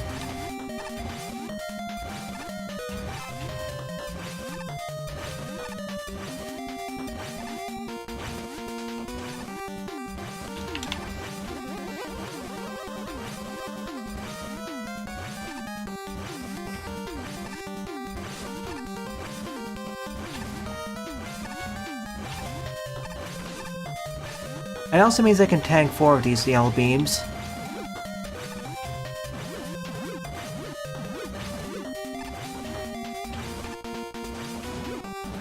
Ow. Ow.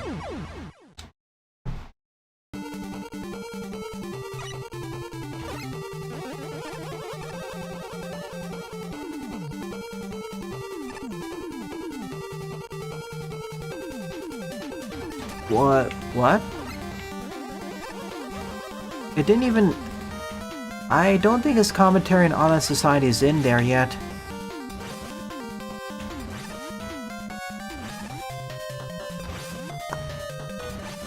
I know there's a whole thing about...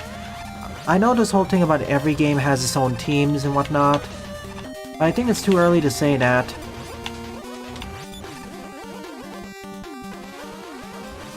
Yep, Tyler Bot's still around.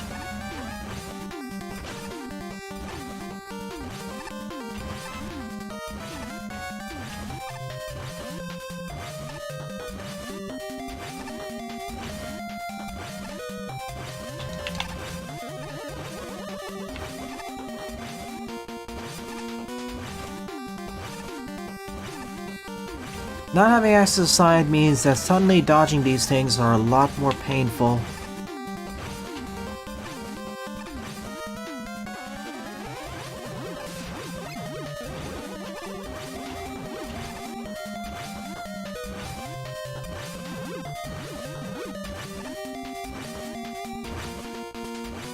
And because I don't have access to the slide, and Mega Man having his own Oh, okay. So this is where Mega Man comes from.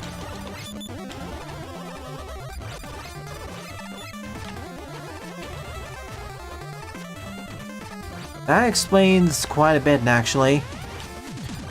That explains quite a few of the challenges.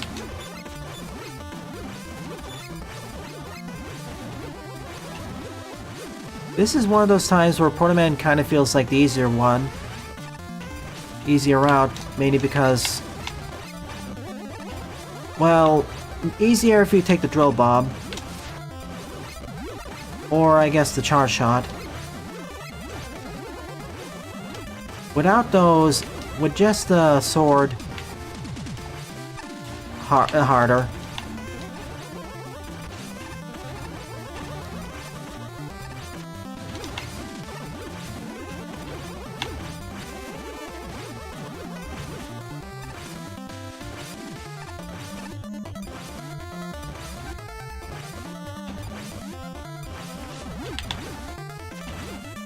One HP to spare.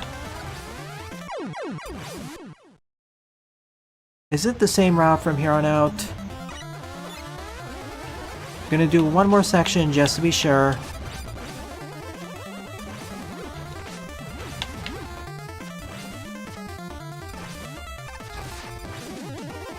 Let me see.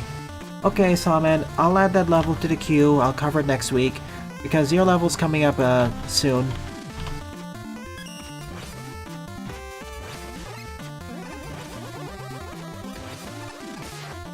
Wait, did you talk about Astral Throne? You didn't talk about Astral Throne.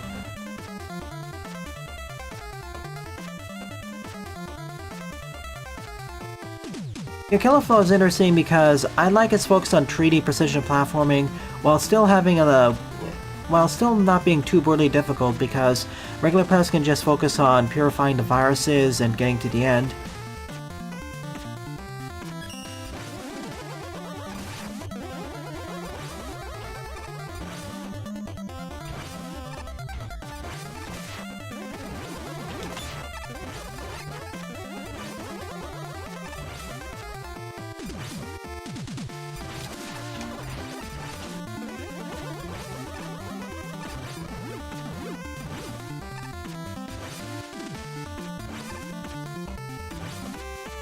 Oh, that's why this is here. It's not for Proto Man, it was for Mega Man. Because otherwise he wouldn't be able to actually make it.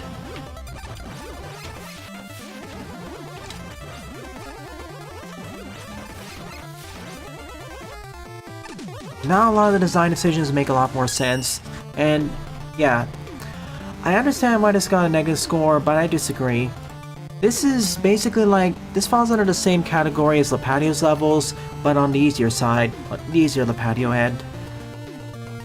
All the gimmicks and enemies are properly introduced in relatively isolated environments, escalated, recombined, before ending in a wonderful climax. And I appreciate how the first few sections are different for each character, but later on in the stage design takes considerations for both characters. and both have their strengths and weaknesses. Mega Man's is that he can take twice the amount of punishment, and he has a charge shot from the start. Downside is he can't slide. On the flip side, Proto Man can deflect projectiles, can slide, and can also gain access to either the charge shot or drill bomb through an optional challenge. But the main downside is he takes double damage, so yellow force beams are a lot more dangerous. So overall, I quite like this. Fair level of the episode so far. Pat yourself on the back.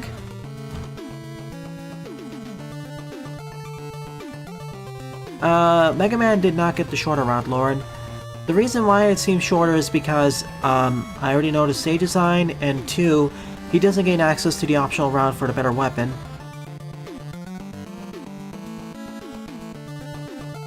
Powderbot's still alive and kicking. They still have it.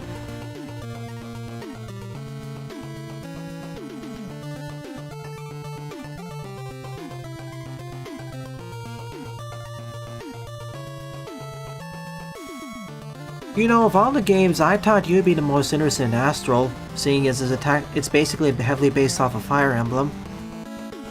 And I gotta say, I think Path of Radiance, maybe. That's something I'm gonna keep an eye on for the future, because it was pretty fun to strategize and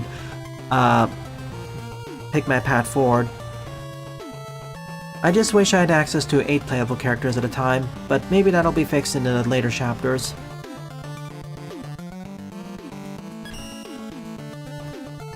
Alright. Whoa! Okay, look at that.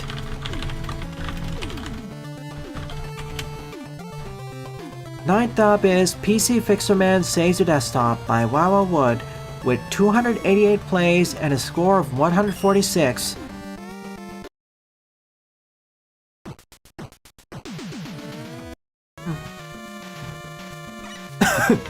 Blue screen of that. Time to hop out of the computer. Those are the speakers.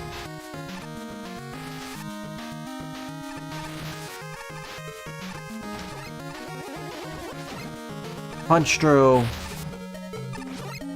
Now we're entering the desktop itself.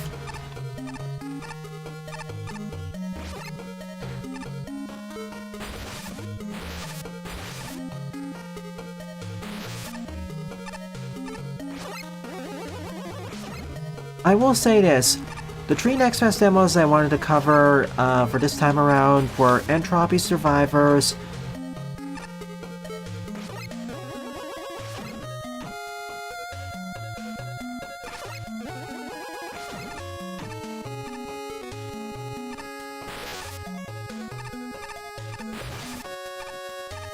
wait up a sec, yeah, were Entropy Survivors, Killer Flow, and give me a sec, one more title.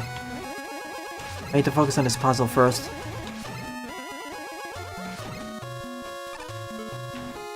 Cool, I disabled the lasers.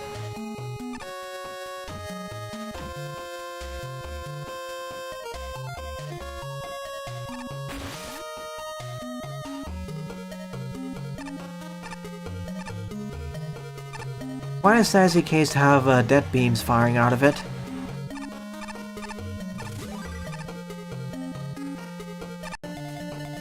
Top Man? Are you the cause of the bugs? I getcha.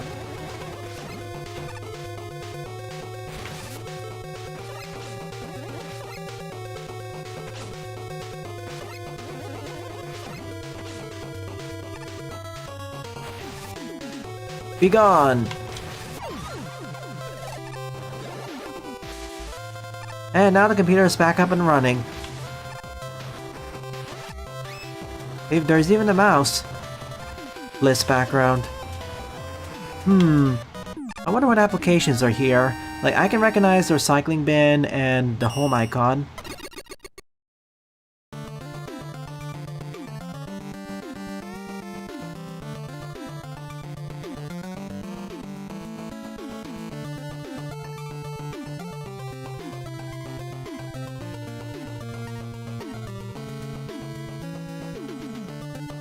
Yeah, I can see. This was fun in terms of the aesthetics mainly. The stage design itself was fairly straightforward, but it didn't have to be too complicated. Plus, sometimes the aesthetics and overall environment can handle stuff.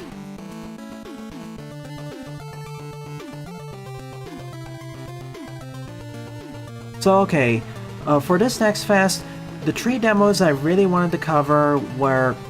Okay, technically 4 demos were Super Sammy Roll 2, Windblown, Astral Throne, and Entropy Survivors. Windblown was technically put in because I decided it'd be pretty fun to check out.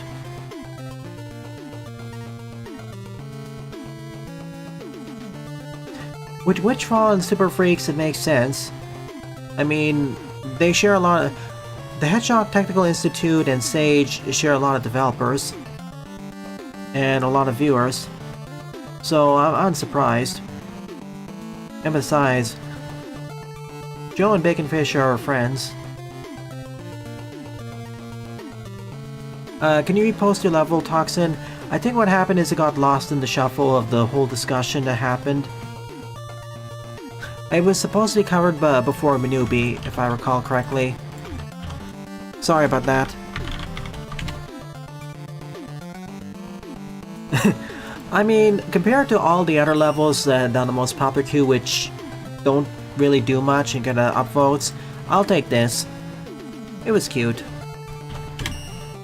I will not be able to cover all the levels, unfortunately, but I'll try covering at least 1 or 2 more. 10th up is Lightman by Saw Megafan YT. 23 plays, score 6.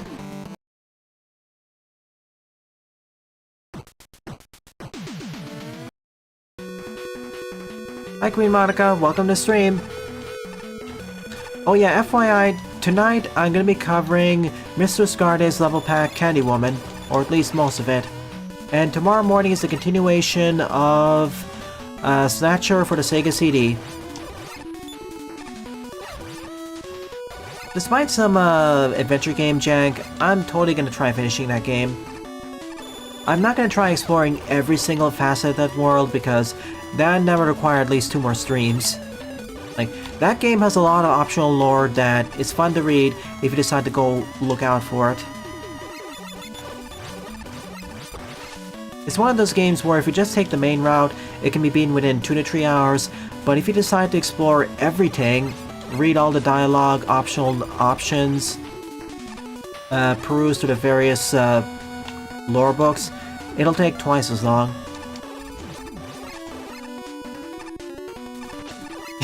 That's why there was an embarrassing part where I got stuck in the ruined factory, because I forgot that look and investigate aren't necessarily the same thing.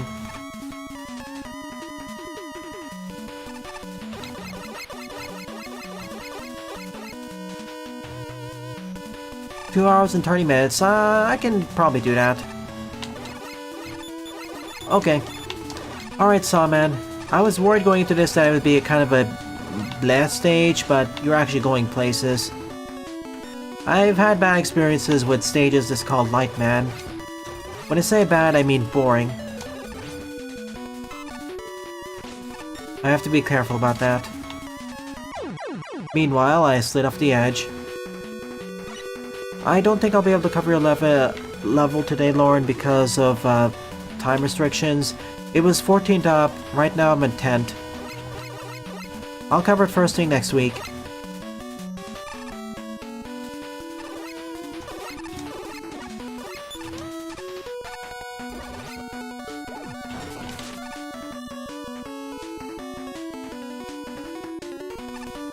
What? Freaky drops?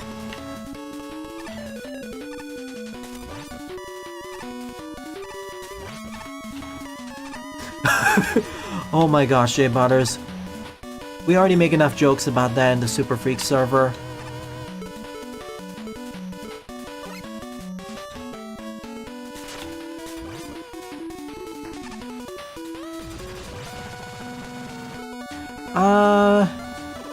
You mean next Saturday evening?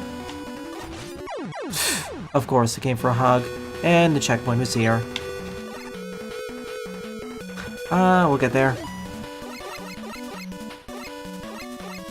I highly advise you pay more attention because this is a mystery, and I'm not sure if this game actually has multiple endings.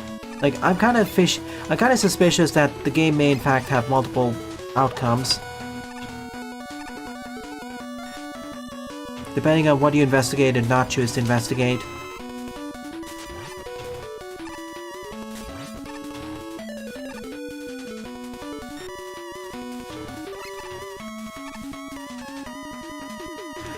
Next Saturday evening is probably gonna be the continuation of Abator, but I'll see. Like, I do want to finish that co-op title. Well, it's not fully co-op, but I just like the game quite a bit.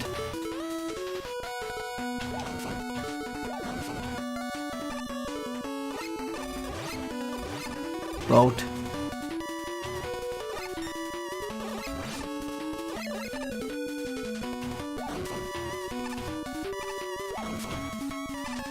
I don't trust you.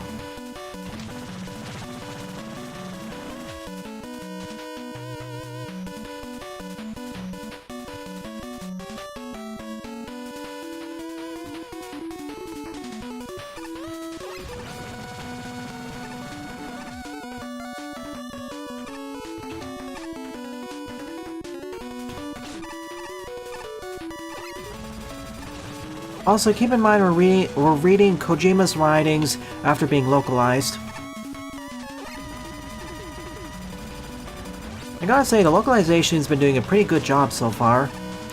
Nothing seems to be lost in translation. And right now the story seems kind of dark.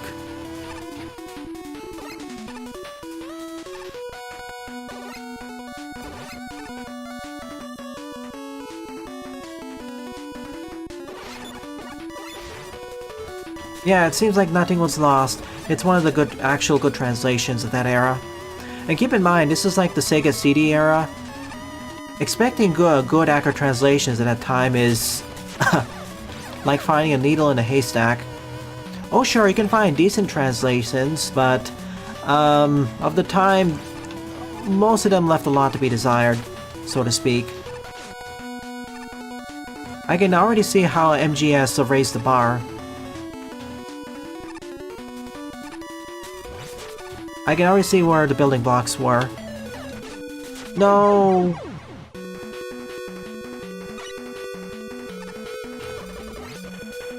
As much as Ted Woosley and his team gets grief for several of the translation changes, I think overall they did a fairly good job, or a fairly decent job at the very least. What I do have issues with is why did they change Final Fantasy IV to make it that much easier? Like, come on. That wasn't really necessary. They didn't need to dumb down the game.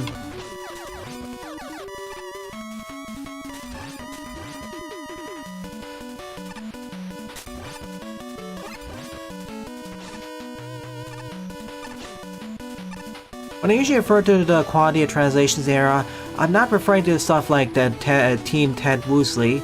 I'm referring to more to most of the lesser known titles or lower budget ones, which kind of half-assed it, so to speak.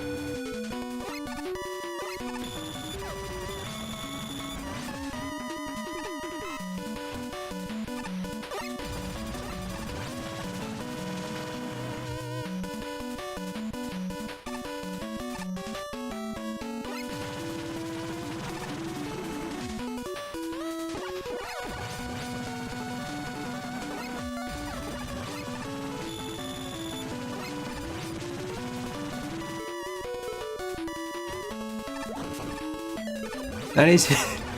Oh, don't worry. I'll do more later.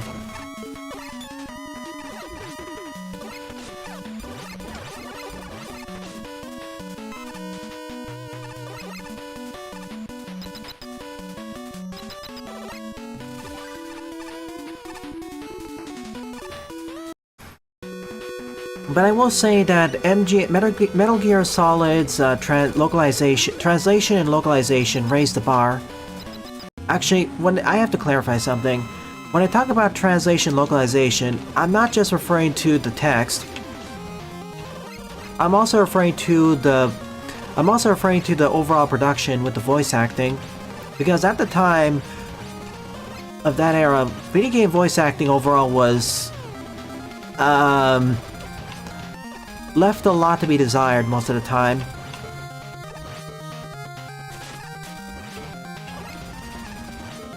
I'm just gonna put it the nice way.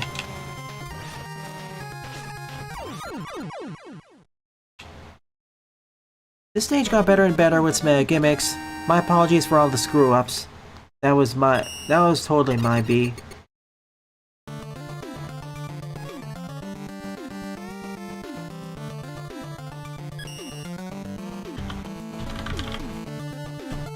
Alright, I'm kind of running low on time, so I'm gonna slot in Toxin G for the final stage.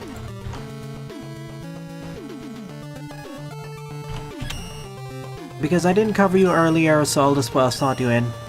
Let me see. Rail Canyon? Rail Canyon.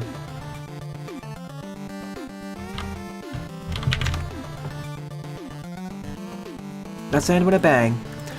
So 11th and final level of the stream is Rail Canyon by Toxin G with 93 plays and a score of 18.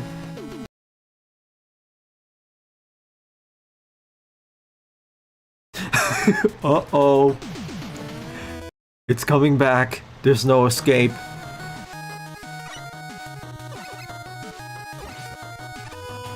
Well,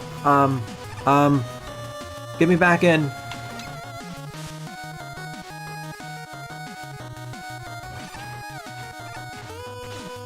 This is why having good editors is important.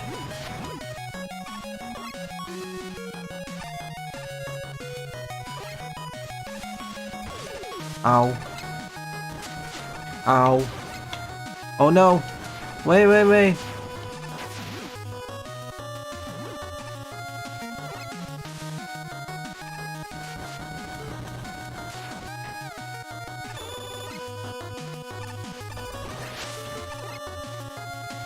I botched that section, but I survived so far.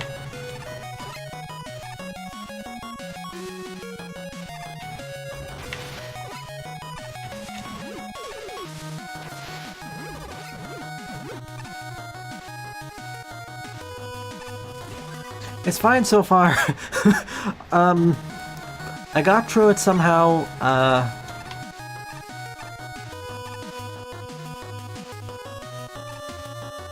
Not yet, Jaden. I want to find out for myself when I get to that. Part of the joy of playing through the Kojima games is marveling at the insanity of some of the plots.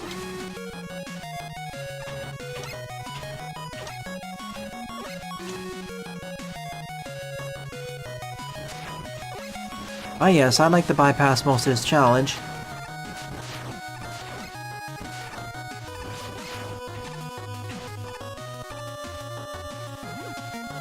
And away we go.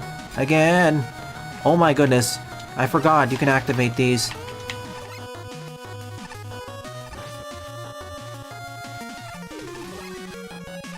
Until today, I didn't realize you can drop from the top. Until today, I didn't realize you could drop from rail to rail by jumping, or by holding down plus jump.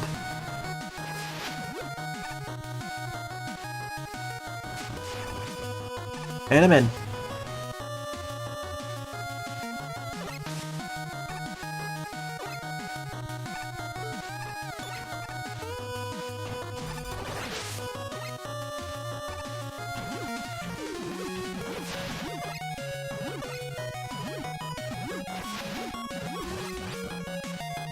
Took the slow route. Wait a sec.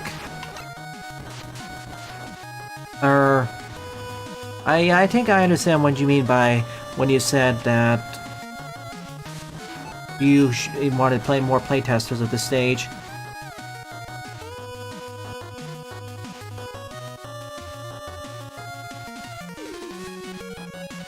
Rail Canyon was already fixed in Shadow Generations.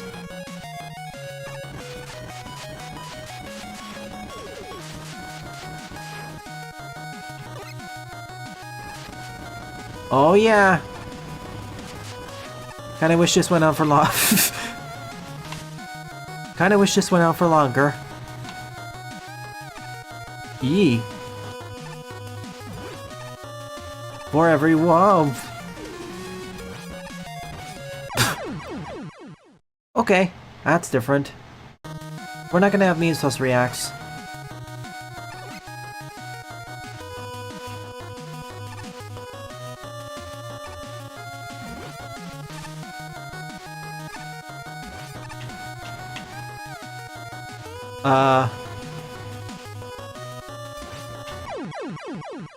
Right. I'm gonna do that again because I want to see what happens if I don't press that switch. Rail Canyon, Bullet Station's Rail Canyon Act 2.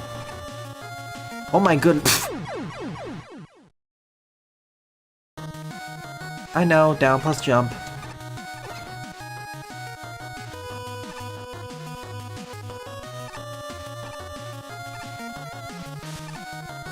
Okay, 2 different routes, one's faster than the other. That's cool. As I was saying, the way Sonic Hero works, it's basically a 2-act structure.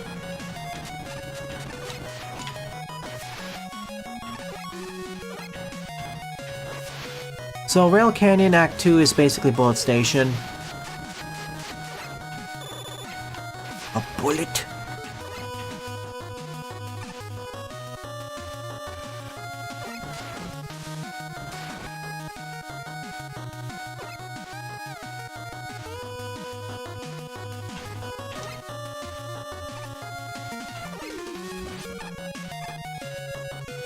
Neat ideas, but need some more playtesting, I'd say. It's a little bit messy. Still fun nonetheless.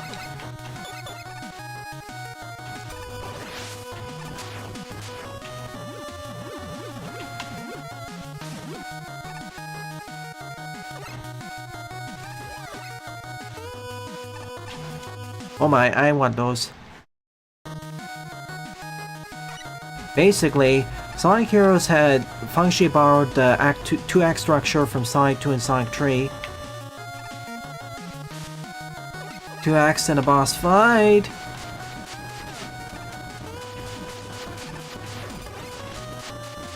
Yeah, let's do this again, I bugged it.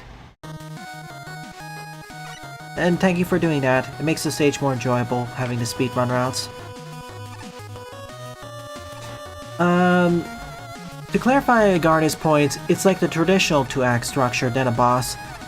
With Unleashed, it's a bit different because it's a day act and a night act, and they play very differently from each other. Like,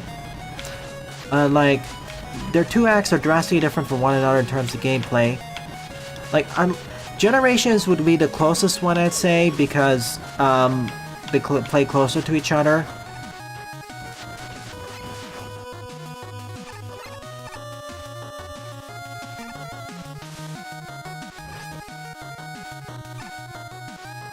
No. Ow. Ow.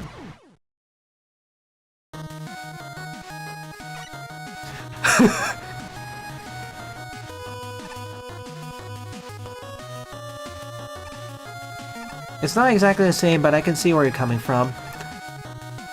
And then, of course, Unleashed does sometimes have multiple acts per location. For example, Windmill Isle up to Act 4.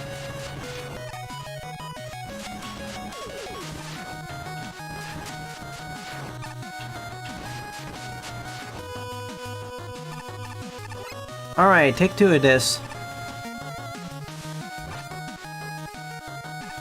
Hopefully this time with less death and failure. Yep, swimming route. I'm sorry, look up there. It looks like a smiley face, but they're smoking a pipe.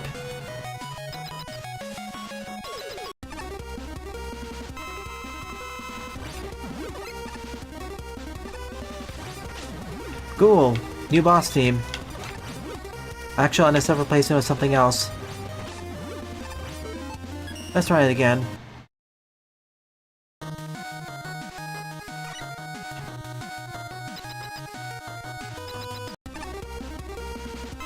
Act Colors has 6 acts, but yeah, honestly, yeah, they felt more like missions. And the way that works is very different too. Like, if you want the closest thing to the traditional 2-act structure employed by Sonic 2 and Sonic Trick and Knuckles, Sonic Heroes is your jam. That feels like the most direct translation of that thing.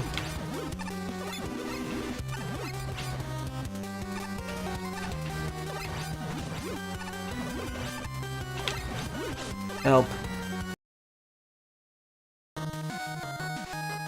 It's cool.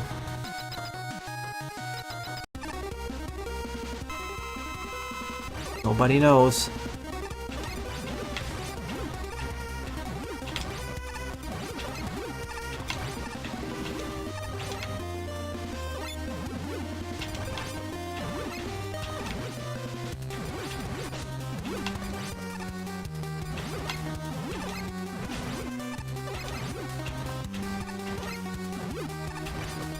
Yes, it's working! For a moment, it was.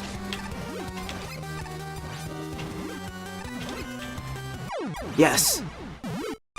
Although being a bit messy and probably requiring more playtesting, I do appreciate the adaptation of the Sonic level of the same name into a 2D Mega Man format with the different speedrunner routes.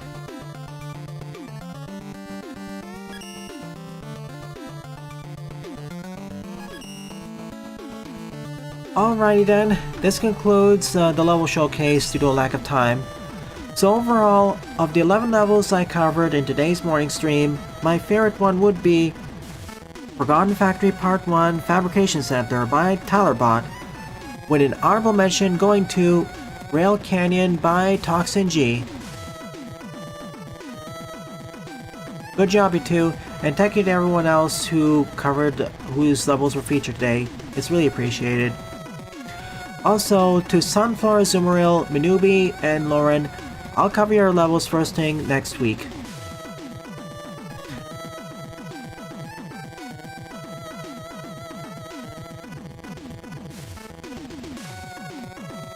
So before I end this off, of course, as always, art showcase time.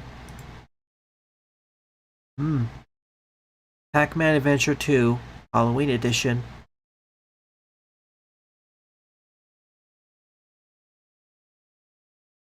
Beware the Jewel Ghoul.